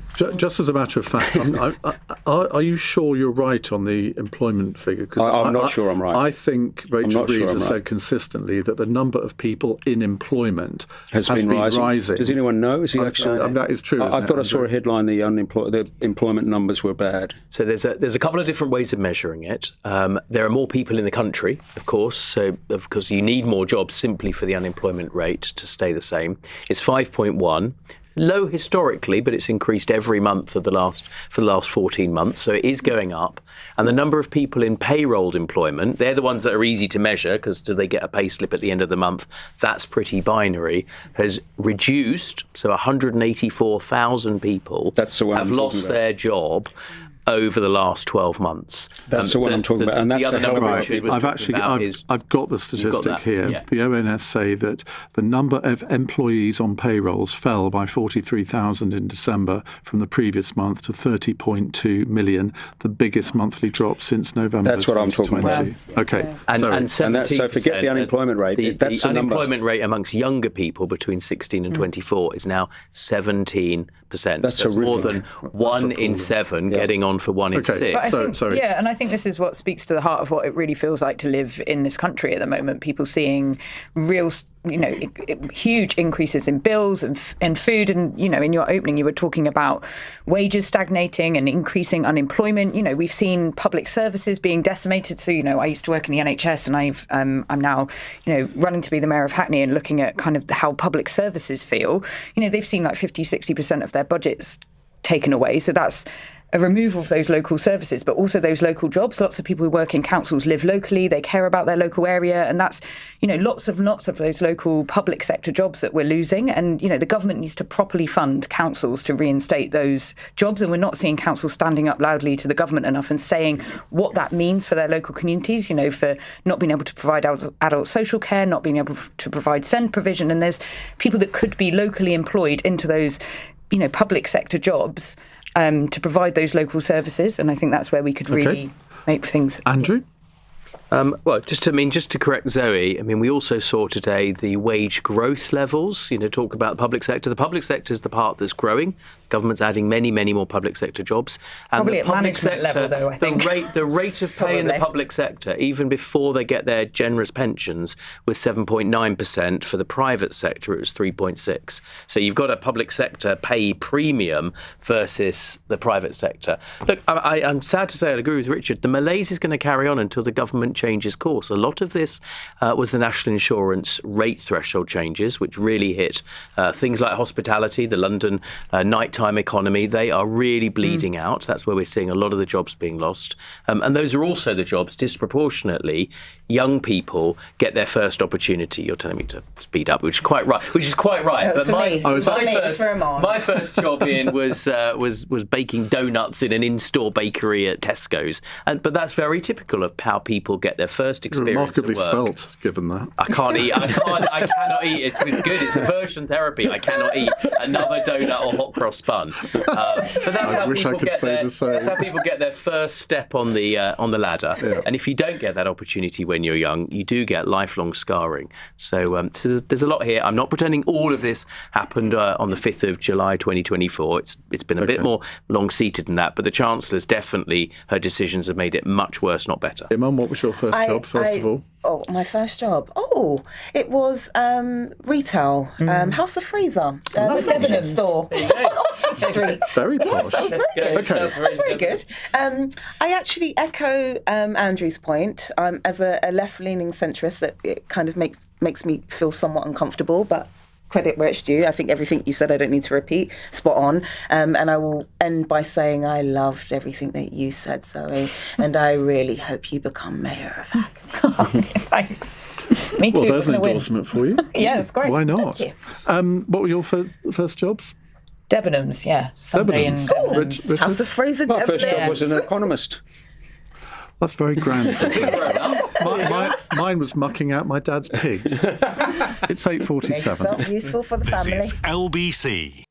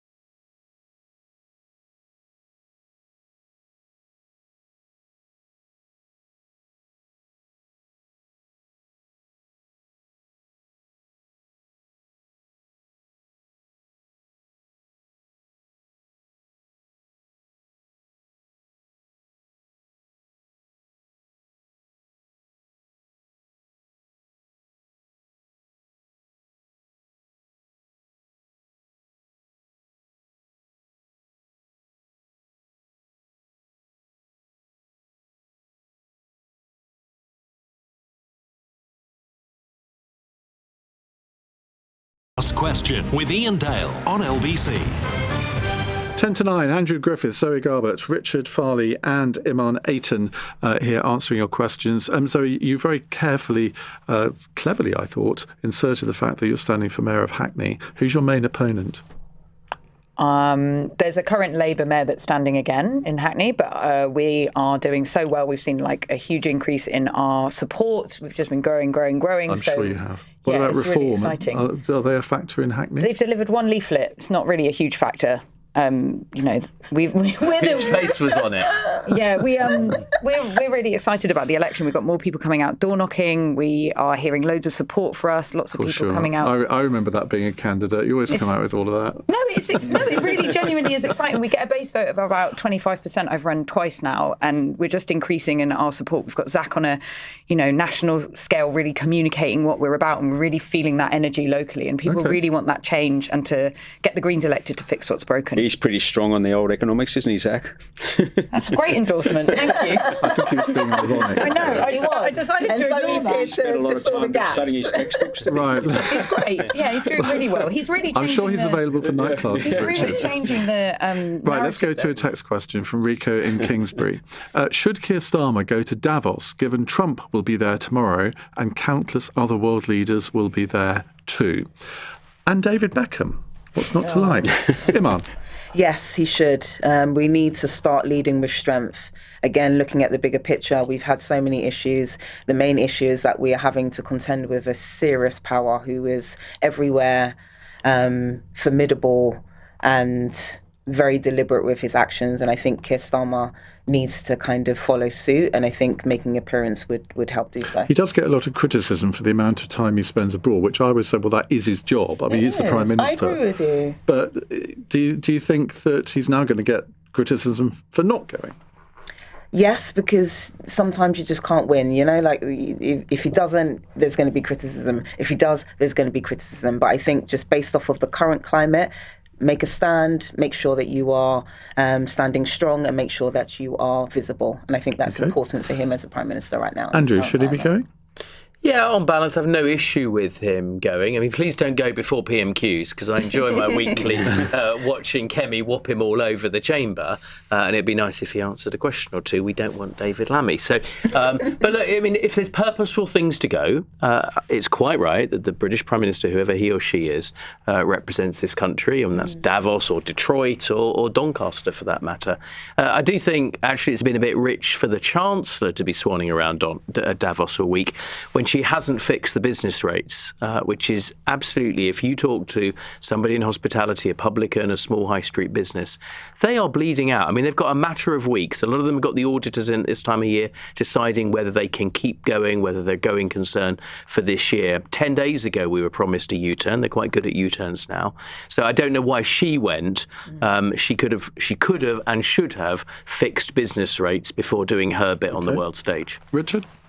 I agree with Andrew. I mean, Keir, he should go. If it's almost an argument more to go. It's like if your ex is at a party, you're not going to go or something. But is Donald going to go? Oh my God, I'm so offended. It really is that going to change anything? No, he should go, show his face. Talk about soft power, be seen, talk to people. And Rachel definitely shouldn't go. That's a domestic job. Why isn't she here? Chancellors, to be fair, do generally go. Well, I mean, all the Conservative ones did. So. Yes, but should they? I mean, it doesn't mean... Anyway, all right, there could be some cost saving, right? Zach Polanski, is he going to turn up in Davos? Well, I think this is about leadership, isn't it? And it's about in this moment when we're seeing so much global unrest and the real moment, like we've been discussing this evening, that real moment to be showing leadership and, taking the opportunity to really show what... the UK's about. We do need to start standing up to these powers, and I just think it's a space to do that. So I just think, it's really important to be showing face and standing up for the UK. And I think it's just time and time again what we're seeing, isn't it? This inability to be able to stand up and do what's right. OK, this is a WhatsApp question from Ed in Mitcham. LBC published an article earlier suggesting education is the most important indicator in attitudes to immigration. Why does the panel believe this is the case? And does this say anything about reform voters? Now, you can indeed read on the LBC app about the research by the National Centre for Social Research, which has found that people with qualifications below A-level are twice as likely to support right-wing parties and support anti-immigration stances. Zoe. So I think it's really important to take this in a wider context, and there's other research that's shown, I think it was Hope Not Hate that did some research into reform voters who've got a really kind of complex different set of opinions. You've got people who are really pro taking action on the climate, people that are really pro the NHS, people who want to see workers' rights, which we know that the reform don't stand for. They're very kind of climate denying, against workers' rights, and want to decimate the NHS for more privatisation. So I think it is a complex picture. They're not here, and they would not agree with you on that, obviously. I have to point that out. That's my view. And I do think this is an interesting point. We've seen a lot of misinformation around immigration in this country. We haven't seen enough around how important immigration is into this country. We haven't seen the human story, the compassionate story. It's dominated by the narrative around small boats. We're not talking about how we could get legal, safe routes around immigration and what that would do for the country and on a global stage. So I think this isn't about education. It's more about the information that people are given, and I think that should be more challenged. Okay, Iman? I actually spoke about this morning with Eamon Holmes and Ellie Costello on GB News. So thanks for pointing that out. I might as well, because I'm going to repeat more or less what I said, just for anyone that missed it. Very special now. I do believe that these reports are accurate. It comes down to kind of looking at it from... just kind of go down the rabbit hole. So if you think about those that are less educated, they are more likely to have less opportunities as a result. And if you have less opportunities, that means that you have less earning potential. If you have less earning potential, it's more likely that you're going to be financially insecure. And if you are financially insecure, it's more likely that you're just going to be insecure in general. You're going to lead with fear. You're going to lead with focused on feeling threatened. And most importantly, you're going to be conscious of the competition. Who is regarded as the competition nowadays, thanks to your ilk, Andrew, and reform? It's immigrants, black people and brown people. So ultimately, when you think about those that are less educated, it's simply an ingredient for insecurity. And that's I think the golden thread, the salient word, the operative word that runs throughout this dynamic. It's about feeling insecure. And if you are less educated, it's more likely in life you are going to feel insecure as a result of all of the aforementioned points. I'll try and gloss over a tiny bit of that, but as the party that's had the first Asian Prime Minister and has got the first African origin leader of their party, I think that's a little bit harsh. Apart from the gratuitous... An excellent shield and weapon for you. Apart from the gratuitous abuse, I mostly agreed with that, because it is people who've got less choices, less agency in life, who certainly for the level of mass, low-skilled immigration have been the most displaced. They're the ones with fewer choices about the local school, and who rely more on the on the public services. And who are the people with degrees? Well, they're the ones who are in those often higher status public sector jobs, more protected and ring-fenced. So, which is why it's so important that we have a proper immigration system that fixes some of these issues. Richard? I think, probably with education comes tolerance. So, you got to get more educated people being more tolerant. I don't agree with everything that's said about immigration because I'm anti-illegal immigration. I think the government should set the number of immigrants, and that's a matter for public debate, and then stick to that and enforce that. And I don't think there's anything wrong with people saying that the border should be secure. Otherwise, you open up the whole nation to all of the poorer nations in the world. You can do that if you like, but that you make that your policy. I think it's a bit of a cheap shot against reform. I'm apolitical. It's a bit of a cheap shot against reform because you could also say that less educated people have historically been Labour voters. And educated people have historically been Tory voters.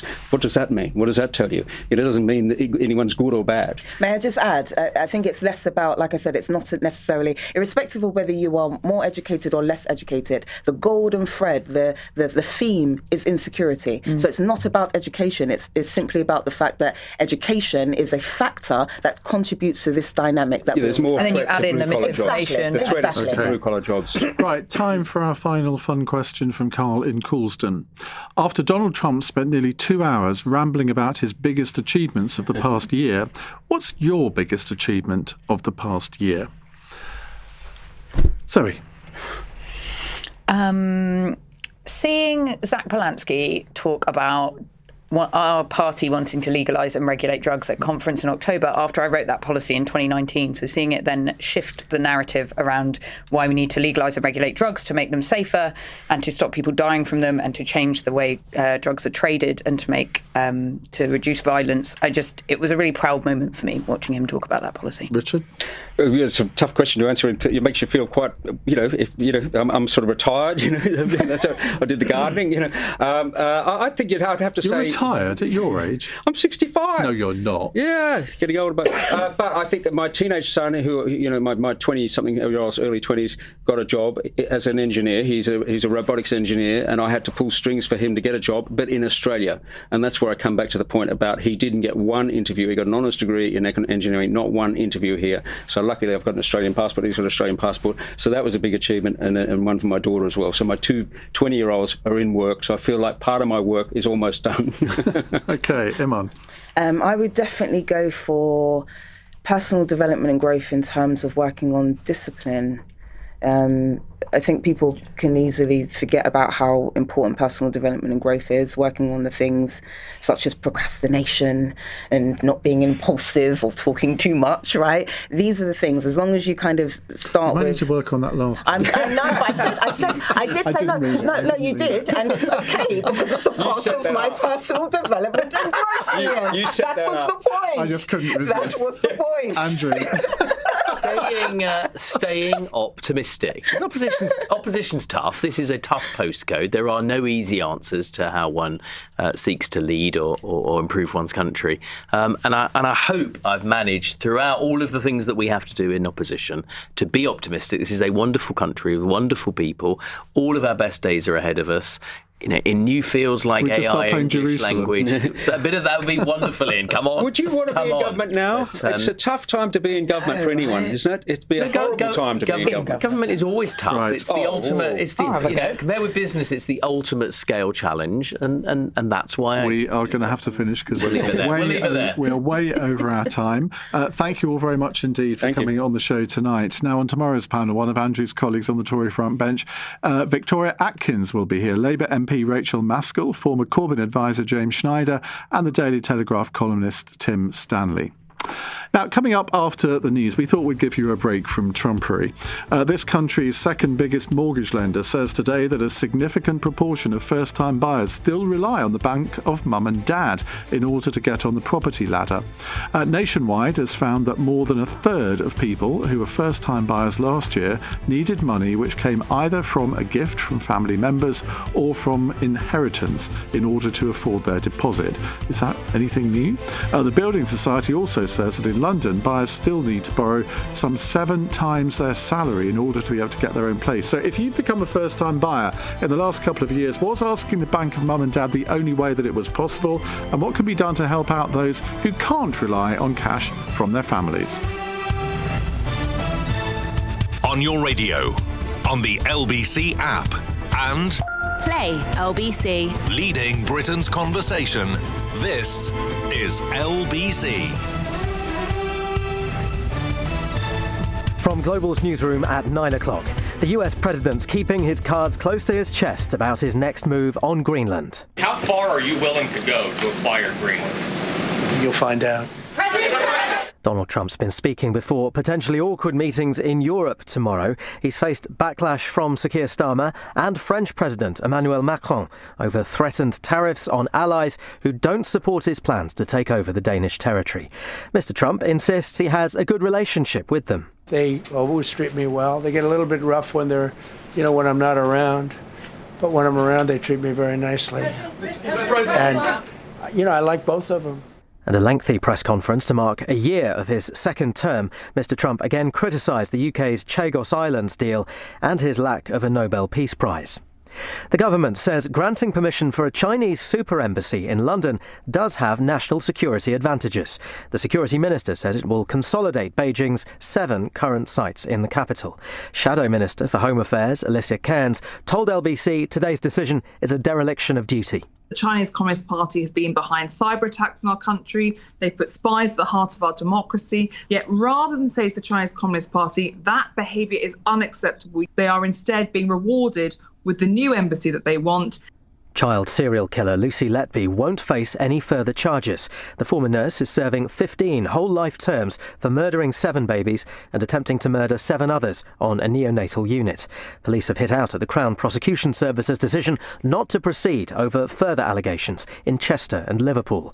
Her lawyer, Mark MacDonald, says he isn't surprised. I've been able to put over 30 expert reports together, which have now gone into the Criminal Cases Review Commission, which has completely demolished the prosecution case at trial. And what now needs to happen is for this matter to go back to the Court of Appeal.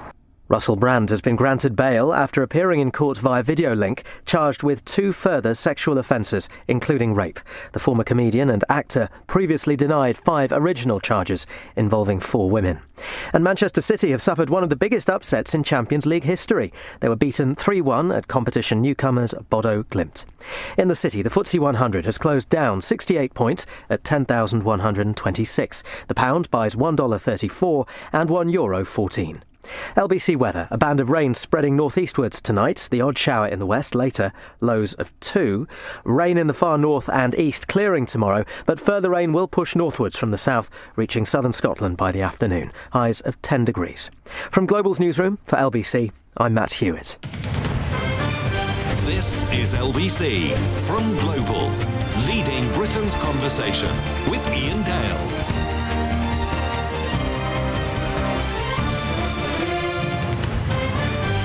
6 minutes past 9 on LBC. I think those of us that got on the property ladder in our 20s were probably quite lucky. And you always remember your first home that is your own home, don't you? Even though actually you know that it's not your own home. The bank or the mortgage company really own it. But home ownership, I think, is a great thing. It's almost one of the foundations of our society in this country. And we've come to fetishize home ownership in some ways, I think. But you look at the proportion of people owning their own home in this country over the past 30 years, and it has diminished. Now, there are all sorts of different reasons for that. But the dream of owning your own home is still very much alive, I think, among most people, because it's drummed into us at such a young age. It can obviously lead to disasters. The first flat I ever bought in 1988, I sold it 10 years later for exactly what I paid for it. I think I was the only person in the late 1980s not to make money out of property, but it turned out it had subsidence. But there we are. Them's what did Boris Johnson say? Them's the... Anyway, I can't remember. So that's what I want to talk about in this hour, how you get on the housing ladder nowadays. Because I have this feeling that in the last couple of years, house prices have plateaued. In many areas, they've actually reduced. You look at London, and average house prices, I think, have gone down in London in the last couple of years. But I'm not sure that's necessarily the same at the bottom end of the market, the area of the market where most people buy their first home. There is still a lot of competition for properties in that regard. I was talking to a friend of mine this afternoon who said he didn't ever think that he would be able to get on the housing ladder. And I said, well, what's the average property, what's the average price for a 2-bedroom flat in the area that you live in? This is sort of somewhere in the Midlands.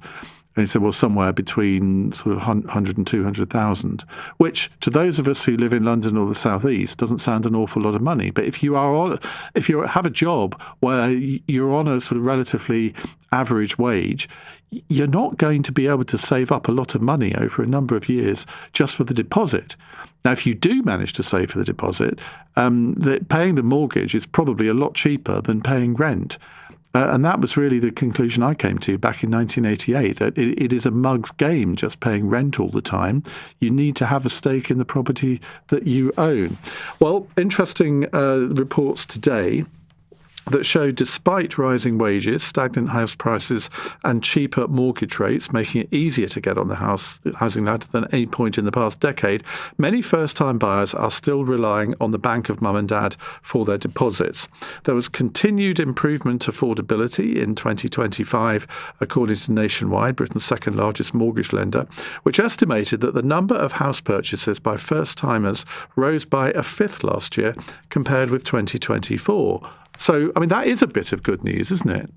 I don't see how that could be considered anything other than good news.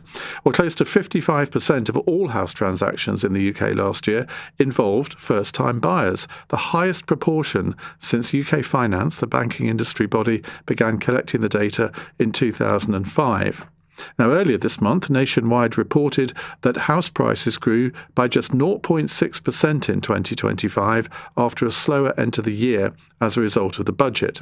It was only the sixth time this century that it recorded an annual rise of less than 1%. So, do you think that I've got it wrong when I say that this is probably the best time for quite some time to be a first-time buyer, that it is now easier than it has been in quite a few years to get onto the housing ladder? Or do you think, well, that's okay in theory, but in practice, I don't think that I will ever get there unless I come into some money, unless I can get money from my parents, unless, unfortunately, I'm left money in a will. I say unfortunately, but you know what I mean.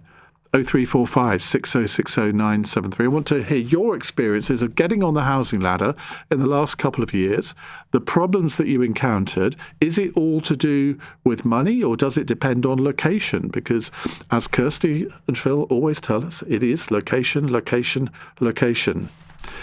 So that's what I want to hear your experiences about over the course of the next 50 minutes. Well, Jane King is an independent mortgage advisor for Ashridge Asset Management. Jane, very good evening to you. Am I right that for comparatively, it's a relatively good time to be a first-time buyer? You are right, Ian. Thank goodness for that. Me on. If you're a first-time buyer, you've never had it so good when it comes to various schemes. Lenders are very interested in getting first-time buyers onto the ladder. And these days, you don't actually need help from the bank of mum and dad, not by way of a lump sum or an inheritance. I agree with you. More than half of the first-time buyers that I see are getting some sort of financial assistance from parents or grandparents, but there are various schemes out there where you don't actually need to have that lump sum. We've got the return of the 100% mortgage, which came out a couple of years ago. We've got various schemes offered by developers for very low deposits. We've got our old friend shared ownership. And we've got schemes where parents can secure money with a lender but not actually physically give it to their children. And we have schemes where parents can use some of their disposable income to help their children. So there are lots of schemes out there to help. First-time buyers just need to know that they're out there. Do you think a lot of people have grown up with the belief that, well, the housing market, they'll never get on it because it's just too expensive? And so they've actually almost given up looking for the kind of schemes that you're articulating. Because when I was getting onto the housing market, you either had an interest-only mortgage, an endowment mortgage, which don't really exist anymore, I don't think, thank goodness, because I did one of those and turned out to be a very bad experience, or you just pay the normal interest rates. And in those days, there was just nothing else. And you've just reeled off a whole list of things that people could look at. But I wonder how much knowledge of those schemes there is out there and whether people really think that they're relevant to them. Well, I know that most people would say, well, you would say that anyway, but I think as a first-time buyer, if there was ever the need to seek the help of an advisor, I think it's when you're a first-time buyer and your case or what you want to do is not straightforward, because we have access to these, we know how they work, and we know what the criteria is. I know that lenders do try to get their products out there so that first-time buyers know what they are, but some of them can be quite complicated. And so I think it is a good excuse if you've not got that lump sum to go and see an advisor. Tell them what your situation is. I'm just relying on my deposit, or maybe my parents can help out with some disposable income, and then an advisor can try and tailor something around what you want. And as you said, Iain, house prices are stagnant at the moment, and they're stable, and so it's a good time to put in that offer and try and get somewhere. And is the market finding that there are more and more cases of not just like an individual person looking to get on the housing market? You sometimes have family members clubbing together, sort of brother and sister, or sister and sister, brother and brother, buying a property together because they can't afford it on their own. All sorts of sort of different, friends as well, which I always think would be a recipe for disaster. But what if one wants to sell up and the other one doesn't? I don't know how that works, but it seems to me, certainly watching a lot of these property programs, that there are lots of different permutations of buyers which just weren't there 20 or 30 years ago. Yeah, as I said before, lenders are very forward thinking in trying to get people onto the ladder, that it's in their interest to help first time buyers, because that keeps the rest of the market liquid. It keeps people moving up the chain and down the other side. Anyone that wants to buy with somebody else needs to be very careful. A clear exit plan needs to be in place. And if you're a parent or a friend or a relative that wants to help somebody onto the ladder, of course, that caveat has to be there that you need to take legal advice and make sure you know what the ramifications are if it all goes horribly wrong, because they do sometimes go horribly wrong. And if you can avoid it, sometimes it's a very good idea to try and do it by yourself.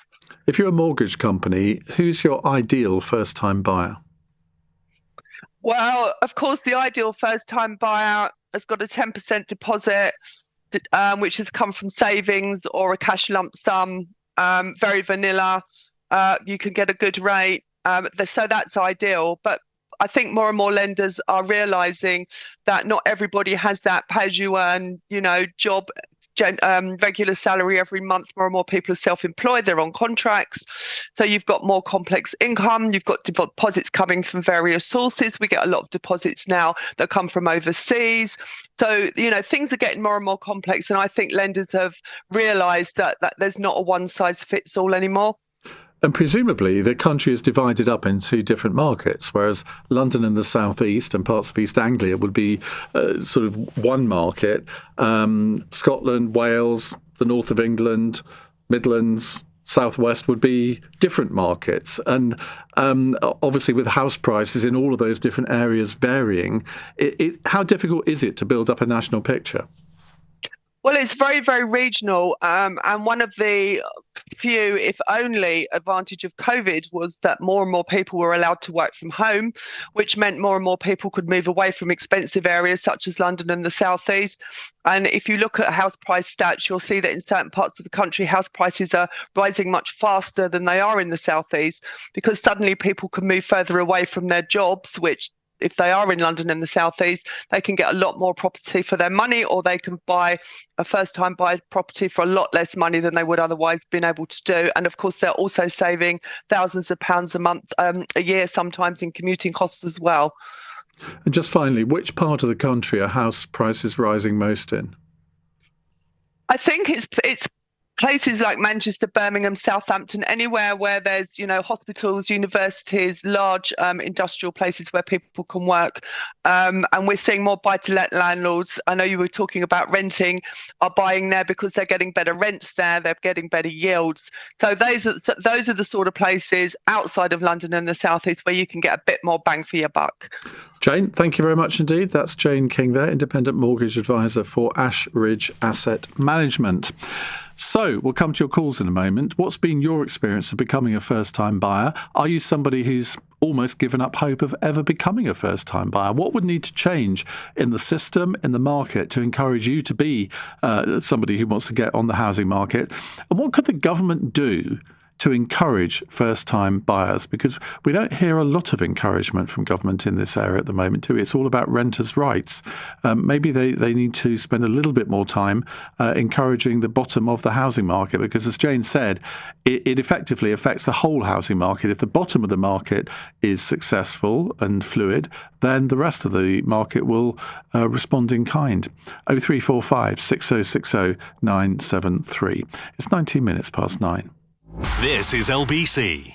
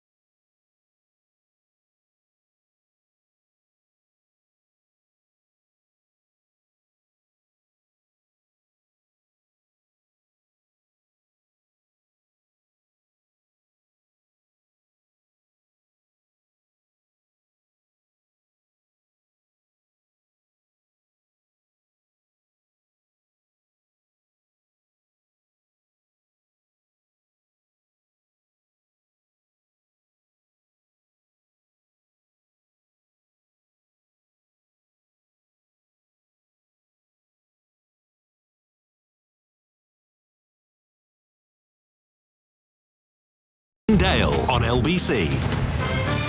20 past 9 on LBC. Alex says, Ian, I'm an estate agent in Wandsworth. Most first-time buyers we deal with have a budget of £600,000 and a cash deposit of £150,000. Typically, they're high earners, you're not kidding, in their late 20s, but I suspect bank of mum and dad, as they are renting at £2,500 a month typically, so you can't save. I mean, that is a different world, isn't it? £600,000 to buy your first home, which is likely to be a 1 or 2 bedroom flat. That is what it's like in southwest London. I'd like to think that in most of the country, your budget to buy a first-time home, whether it's a small house or maybe a 2 bedroom flat, would be more in the 150,000, 200,000 bracket. Because if you think about it, if you're on an average salary in this country now, it's £35,000 a year.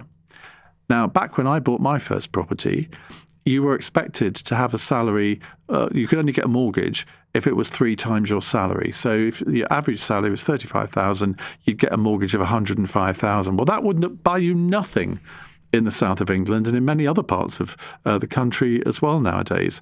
So that is why you have multiples. But why is it that there are some mortgage products that go above 25 years, but we seem to still be stuck in the same mindset that you just have a 25-year salary, given that we're all going to have to work a lot more, to an older age. I think you could make an argument for mortgages to go to 35 years now. I would have thought. I mean, I'm not a mortgage provider. How would I know? But it does strike me that the mortgage companies have not been particularly innovative in the products that they're selling. Now, Jane said that there are all sorts of different products, far more than when I was a first-time buyer.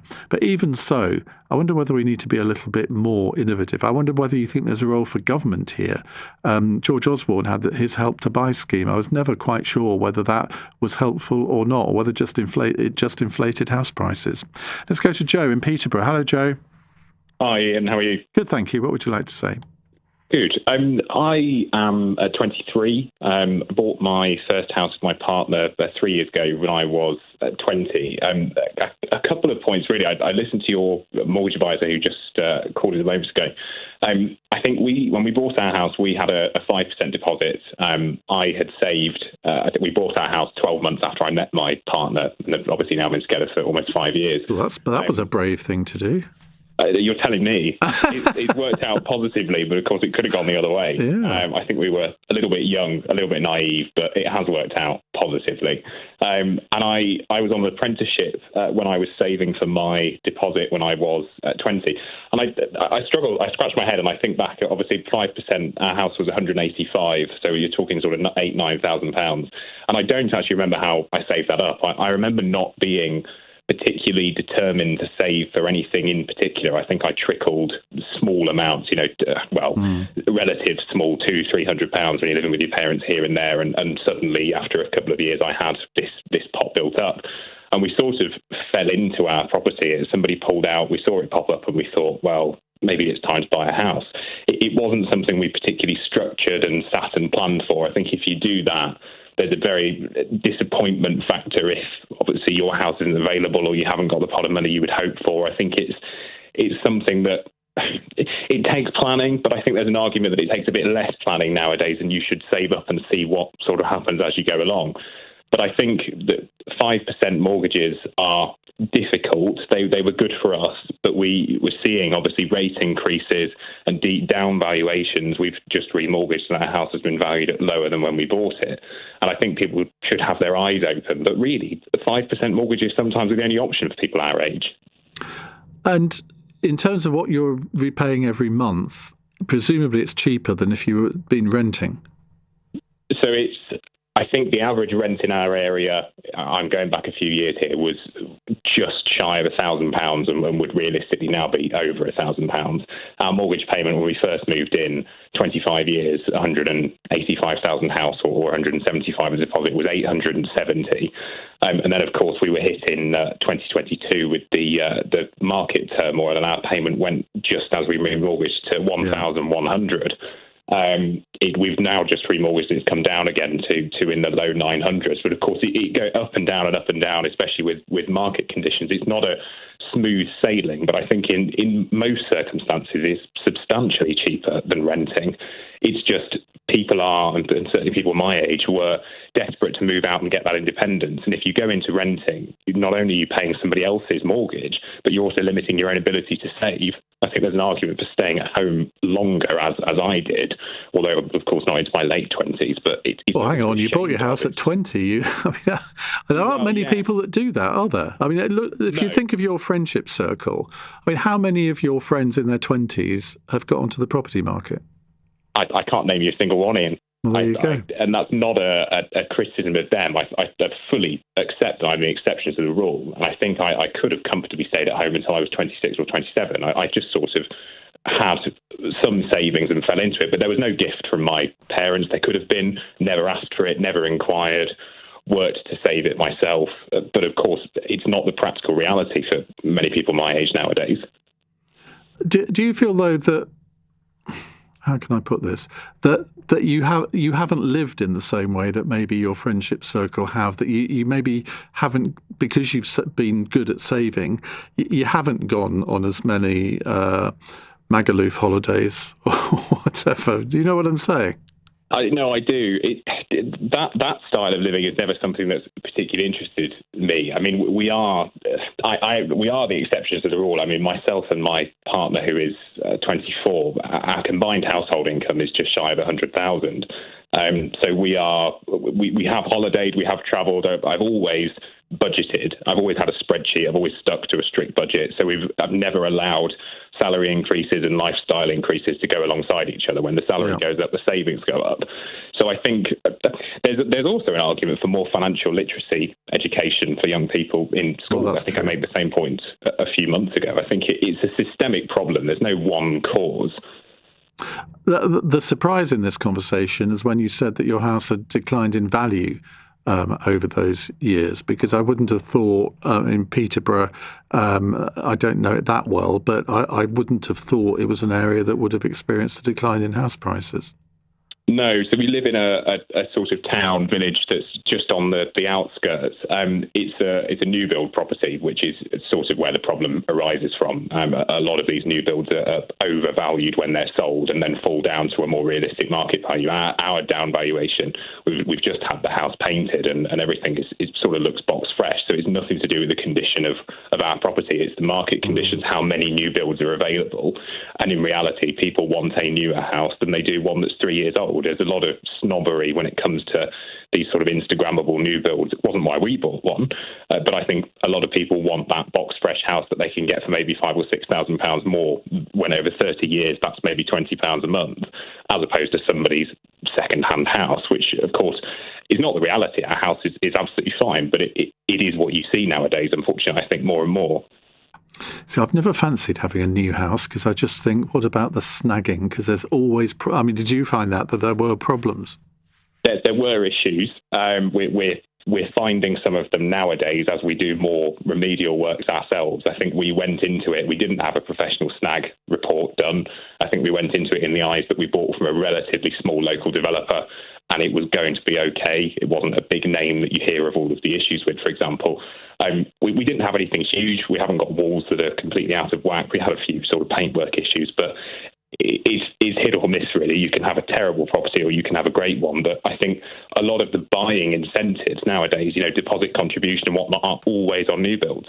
If you look up incentives for young people that aren't by mortgage lenders, they are by new build developers that are offering X, Y, Z if you buy a new property, which of course is the most susceptible to down valuations, unfortunately, as we now see. Joe, thank you very much indeed. Great call. Let's take this text here from, who's it from? Doesn't say. Average property price in London is still around 400,000 to 500,000. Average salary in London, 35 to 45. That seems to be very low to me. I mean, if the country's average salary is about 35,000, surely the London salaries have to be much higher than that. Anyway, it's not just the 10% deposit, but also needing 4 times salary. You really need a minimum £100,000 a year in London to get anything half decent. And how many people are on £100,000 a year? You see, this is the problem, that we've created a system where people feel that if you can't accumulate cash for a deposit, or accumulate capital for a deposit, why would you continue to believe in capitalism?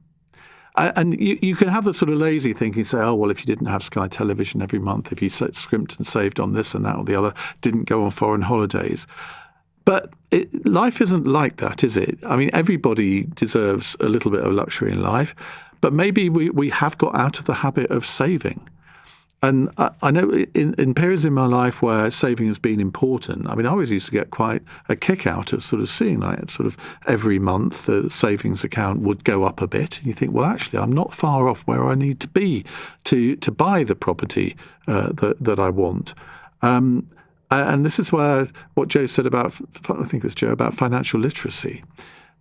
Do we really have enough knowledge about our own finances and how to grow money and the different ways that you can accumulate capital? I'm not sure we do.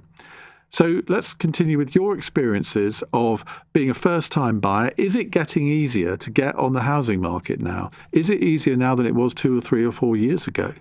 0345 6060 973. You're listening to Iain Dale on LBC. It's 9:32. News headlines with Matt Hewitt. The US president warned you'll find out when asked how far he'll go to take Greenland. Donald Trump's been speaking before meetings with European leaders tomorrow. He again criticised the UK's Chagos Islands deal and his lack of a Nobel Peace Prize. The government says granting permission for a Chinese super embassy in London does have national security advantages. The security minister says it will consolidate Beijing's 7 current sites in the capital. And the police have hit out at the Crown Prosecution Service's decision not to proceed with allegations against Lucy Letby in Chester and Liverpool. The child serial killer is serving 15 whole life terms for murdering 7 babies and attempting to murder 7 others. LBC weather. A band of rain spreading northeastwards tonight. The odd shower in the west later. Lows of 2. Rain in the far north and east clearing tomorrow, but further rain will push northwards from the south, reaching southern Scotland by the afternoon. Highs of 10 degrees. This is LBC.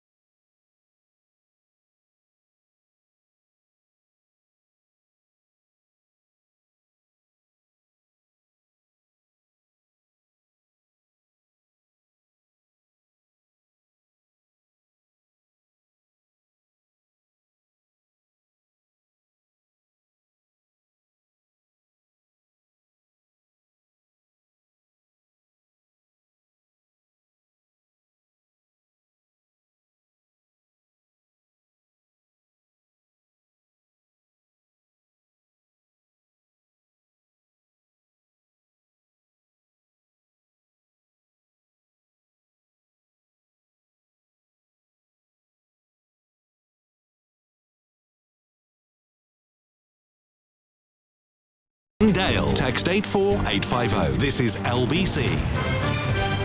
9:35 on LBC. You're listening to Iain Dale. Ben Kentish will be coming up at 10. But first, let's continue our discussion about what it's like to be a first-time buyer in Britain today, because the figures tend to show that it's a better time to be a first-time buyer now than at any time in the last few years. Are you finding that? And is it something that you've now changed your mind on, that you thought you were going to be renting almost forever, but you've looked at the statistics and you've actually worked out that you could maybe afford to get onto the housing market in the next couple of years? 0345 6060 973.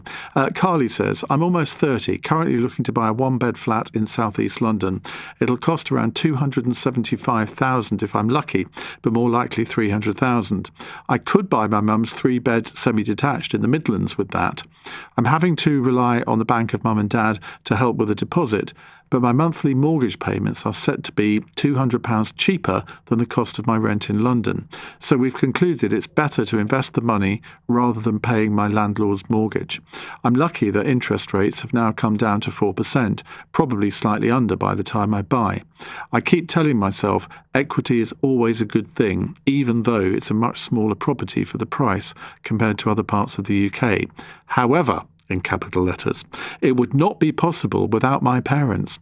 Something that would make it easier for me to have saved on my own. My student loan has dramatically increased since I left university, even though I've been paying it off since I graduated.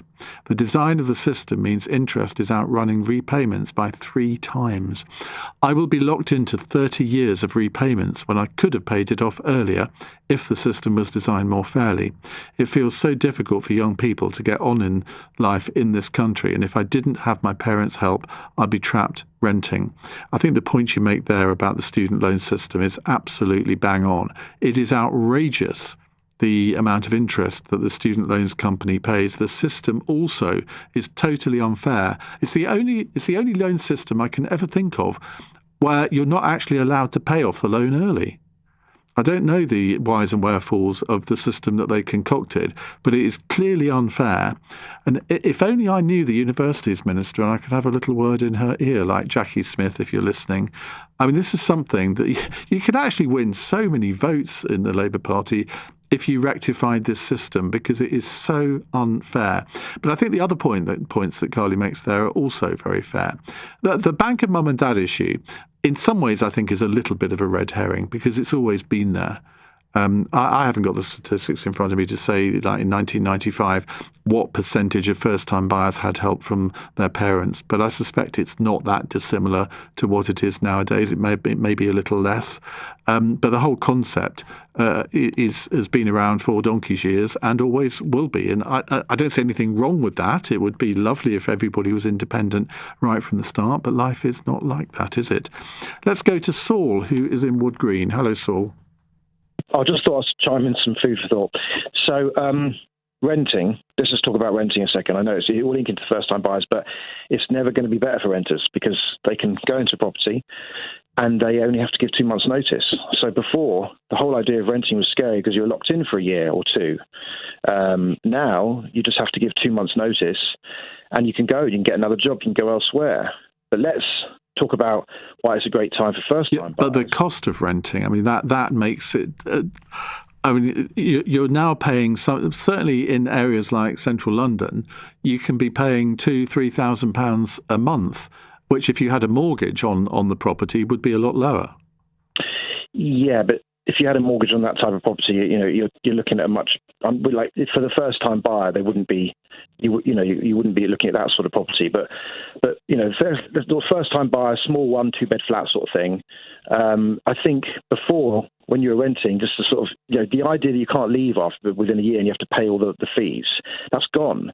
So the freedom of renting is just completely freed up. But let's just put that on the seesaw with the landlord. It's pretty scary for a landlord. I'm pulling out of the deal. I was going to invest as a landlord in a sort of first, I suppose landlord property is put a bit of money by, and I'm pulling out because who wants to go and get someone in, sort it all out? They could leave 2 months later with a new market. You're now forced to pay agents' fees. So the reason why I'm putting that on the seesaw is that it's never been a better time to put first-time buyers because no one wants to be a landlord. Yeah. So all the people, all that competition against buy-to-let investments has gone, and therefore the prices are coming down. So the thing is that the other caveat is that there'll be a lot of buy-to-let properties on the market that are all pretty rubbish condition, and no one on a first-time buyer wants to move into that sort of, they want to make it their own. So there is people who take on that sort of first-time buyer. There's lots of opportunities out there if you're prepared to do the work. But unfortunately, to do the work, you have to stop the job or pay extortionate amounts of money for a builder, because builders' costs have probably doubled, I think, in the last 2 years, and material costs have doubled. So there's lots of different seesaws that are happening. But don't you think, though, that part of the joy of being a first-time buyer is that if you buy a property that maybe was a buy-to-let property and had been run down, it's a little bit dowdy, maybe it doesn't need any structural building work, but it certainly needs a good lick of paint and a bit more. I mean, that's the good thing about buying a property like that, isn't it? Okay, I bought a Victorian property, and we had a survey. We got it all done, and when we moved in, we suddenly found there were all these hidden bits in the building. Yeah. Then we finally got up to the top, and there were all these plant pots. Anyway, we found out, I did miss the survey, that it used to be a cannabis factory, right? Right, and it got worse, right? So then one thing after another, and I'm just going to sort of just cut a long story short. After I'd done up the entire hallway and tried to keep all the beautiful Victorian paving, I was walking, it felt a little bit bouncy.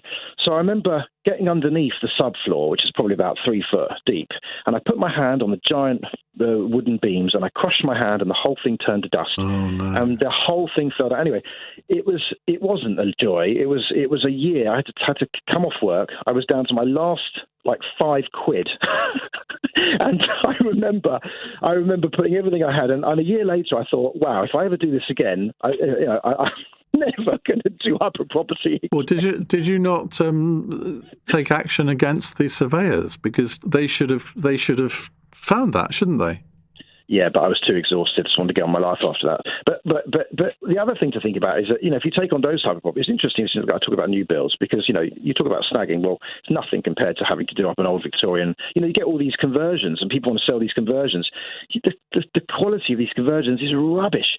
So, you end up sort of, talk about snagging, you end up just, once you take one thing apart, it's horrendous. So that's why I think the new builds are quite popular, but I just wanted to sort of put it out there that, for the first-time buyers, a whole big part of the competition is gone. But at the same time, for renters, it's fantastic, because you can get a job here and leave there, or go away here, and but for the first-time buyers, you don't want to be buying a property if you think, it doesn't matter, I'll just rent it out if I get another job, because being a landlord is now a lot more scary. I mean, I'm a landlord, accidental landlord at the moment, through probates, and we've got one tenant. I mean, I'm doing my best here, but it's constant, and and there's not much I can do really to satisfy the tenant, and I'm sort of bent over backwards, and the rent reviews are going to make it even worse. So, people who are going to buy a property, you better be sure they're going to be staying put for a while, because when it comes to being a landlord, it's a lot worse than it was before. The idea of I'll just rent it out. And that's not happening anymore. So the market is changing massively in many directions. But now, next few months before the May change of the rent review, it's a great time to put in the offers, I think. So what's this May deadline? Well, it's the rent review is when it all changes. There's no Section 21s that goes. You can only, if you rent a house, you can only get possession if you want to sell it, and you're not allowed to rent it for 12 months. The councils have been given £40 to issue £40,000 fines if you don't get your certificates in time, if you don't supply information. I mean, it really is. Being a landlord now is a bit nerve-wracking, and if you get a tenant that's wants to ring you up every other week and complain about something, you have to turn up and be there. And if you're not living locally, all your profit's gone. It's finished, because just to call a plumber out or anyone out is £200 a pop. So people have to think carefully. I think being a first-time buyer, go for it, but go for somewhere where you're going to be settled, because well, being a renter is fantastic because you could just move on. Well, I know exactly what you mean. I own a property which I rent out to a friend, and I have to say that if that friend ever decided to leave, and I mean, she's lived in the house now for, well, ever since I've known her, really, so probably about 20 years. But if she ever decided for whatever reason to go, I don't think I would continue as a landlord for all the reasons that you've just articulated. Yeah. Anyway, that's my penny's worth. Well, yeah, and your penny's worth was well worth listening to. Thank you very much indeed. Simon says the problem is not the wages, it's the low taxable allowance of £12,500. Well, do you know what that was only 15 years ago? It was £6,500. And 40% tax on anything over 40,000. So I think that's actually 50,000, isn't it? So the government needs to up the personal allowance to 16,000 a year. Do you have any idea how much that would cost? It would be tens of billions of pounds, so that they are not going to do that. And a higher rate of 40% is paid on earnings over £70,000.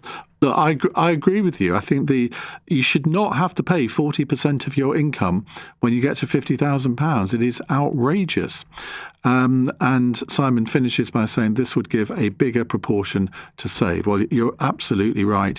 And we have grown up a generation of people now who actually don't even really know well, obviously they know what the word means, but I wonder what proportion of 30-year-olds have actually ever saved a single penny in their lives. I wonder what that would be. It's 9:46. Coming up at 10 on LBC, Ben Kentish. US politicians are urging Europe to grow a backbone when it comes to Donald Trump. Have they got a point? Plus, fury as Keir Starmer approves a new Chinese mega embassy in London. Ben Kentish at 10. Listen on our free Global Player app or the new LBC app.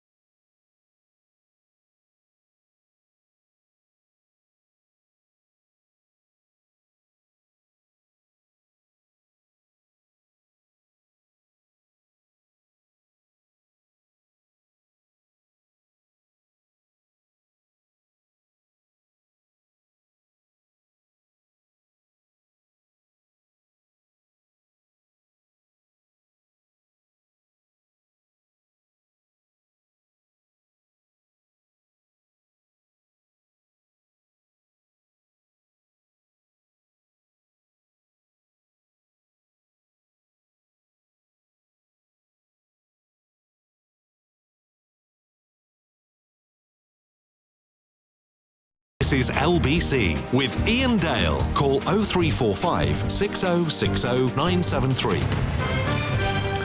It's 9:49. We're talking about the challenges of being a first-time buyer and how easy or difficult it is to get onto the housing ladder nowadays compared to, say, 10, 20, 30 years ago. My contention is that actually in the last couple of years it's become a lot better for first-time buyers. I'm not saying it's an ideal world at all. And we're also asking, is it possible really for many people to get onto the housing ladder without the intervention of, should we say, a donation or maybe even a loan from their parents? Let's go to Michael, who is in Dover. Hello, Michael. Evening, Ian. Evening. I don't consider myself old, although I'm 68, but I feel a lot older listening to the programme. Oh, dear. Well, I've been very fortunate the way things have panned out. I'm not a great financial guru, and I've sort of stumbled along in life and seem to have landed on my feet a couple of times, and it's worked out rather well.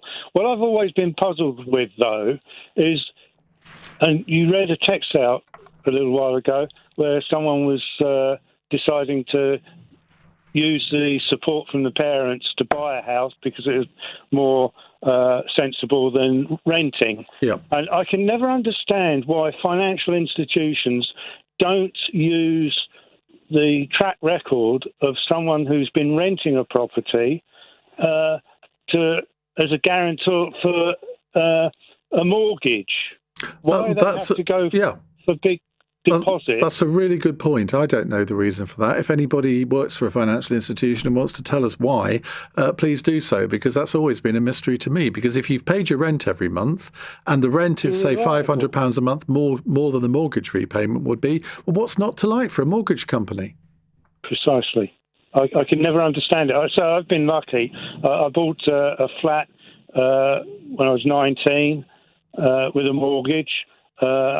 You mentioned low-cost endowment I had with that, and you weren't too keen on endowments. No. That was a bit of a hiccup in my life. I sold the flat after about 3, 4, 5 years.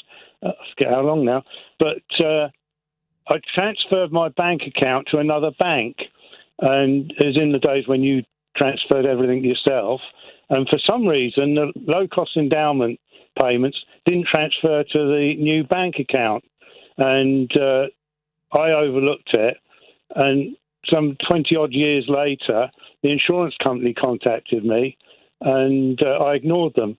And they contacted me again and said, you really ought to contact us because your policy's matured. And it was in the days where policies like that, they used to sell them on to other people if they had fallen into debt or whatever. And I had just assumed that my policy would have been sold on. And I contacted the insurance company and they said, no, it's worth your while. Because of the type of policy you had paid in for so many years, and the interest therefore paid the premium for the rest of the duration of the policy. And anyway, the policy matured. The company that had the policy, they're gone to PLC, so I had shares and what have you. And I bought a plot of land with the proceeds of that. And I'm hoping to get planning permission to build my retirement home. So go on, how much was it? I'm being nosy. How much? What, the plot of land? No, the endowment. How much did you get when it matured? Oh, that came out at about £25,000. Happy days. Well, it was because there's this piece of land. There's 8 acres close to where I lived. And I bought it primarily because half of it was woodland. I thought it'd be fun to manage the woodland and have a wander around occasionally. And I'm hoping to, build a house out there and develop a small holding. But I bought a couple of buy-to-lets, and the mortgage on those is due to finish next year. So, I say, I've never really planned anything. I've stumbled along, and I've been very fortunate for someone that's been a bit of an idiot with money, I guess. But I sympathise for anyone who's struggling to get a deposit together these days. OK, thank you very much indeed, Michael. Chris says you are allowed to pay off the student loan early if you really want to. It can be done through the Student Loans Company website. The question is whether it's worth it. For high earners paying it off, it will save interest, but for low earners who are unlikely to pay off the balance before it gets written off, it's not a sensible decision. Well, maybe I'm out of date, but certainly when the whole student loan system was set up, that you weren't allowed to pay it off early because it was thought unfair to people who wouldn't be able to pay it off early. I mean, can you? But I mean, that is the madness of the system, or it certainly was at the time. Right, let's go to Sarah in Waltham Forest. Hello, Sarah. Hi, Ian. How are you? Good, thank you. What would you like to say? I just want to say that I agree with your first. I think there was a text message or someone who messaging that they're relying on their mum and dad's bank to obtain a property. I am 35. I'm a lawyer, and I cannot afford to get a mortgage. I have been renting for almost 5 years. Coming up in July, I pay £1,800 per month for a 2-bedroom new build flat. And I don't think I'll ever be able to get a mortgage. It's not something I don't want to get into this staircasing to own a property. I just think it's a trap. I've got friends who've done that, and they said it's the biggest mistake they've made. Staircasing, what does that mean? Shared ownership for a property. So you own about, I think, 10% or 20%, and then so you pay a mortgage on the 20%, and then you pay rent on the 80% to the company. Yeah, a friend of mine has done that, and it's actually worked out really well. I've had really negative feedback from a few colleagues of mine, and I just feel like I'm paying £1,800 a month. I cannot afford to get a mortgage. I've been rejected by so many lenders, and it's just becoming ridiculous now. And my parents are not going to sell their house. It's valued at $900, okay, but they just don't want to sell the house. And I just feel like I'm at a crossroad now. Do I move up to the Midlands? And I can probably afford a house. I mean, can I be impertinent and ask which bit of Waltham Forest you live in? Walthamstow. See, that was where I bought my first flat in 1988. In Howard Road. Do you know Howard Road? Yes, I do. Yep. And it was on the corner of one of the other roads. It was a ground floor flat, 2 bedrooms, 58,000. Wow. My parents purchased this house, I'll be honest, for £70,000 in 1995. And my neighbours have just sold their property. It's near the Waltham Forest station for $950K. But my parents are very well settled. They don't want to move anywhere or buy a smaller property. So unfortunately, I mean, I've got a deposit saved up, but it's just not enough. I cannot afford to live in London anymore. I just feel like I'll have to rent. And I mean, I don't know whether you would even want to broach this with them, and I don't know what their circumstances are, but of course they could remortgage their property and give you or lend you the capital that they got from it. Yeah, we've had discussions, but they're not in a position to do that either, because my brother's just purchased a house in Chinkford, and I had to lend him some money because he was I think he needed stamp duty 9 tax. Yeah, he needed about £12,000 for it. So he was equally struggling, and he moved in with his mother-in-law for 3 years to save up to get a mortgage. Oh, must have been a nice house. Ilford, yep. So, yeah, I just feel like I understand the first person who messaged you. I'm in an equal same position. I can't even afford to get a flat. And it's no consolation that you're not alone, is it? Because you sort of see other maybe people roughly the same age as you making that jump, and you want to be part of it too. I completely get it, Sarah. Thank you very much indeed. Now, some breaking news. There are reports that one person has died after a train derailed near Barcelona after a wall collapsed on the tracks following heavy rain. This comes just a couple of days after 42 people were killed when a high-speed train derailed in the Spanish region of Córdoba.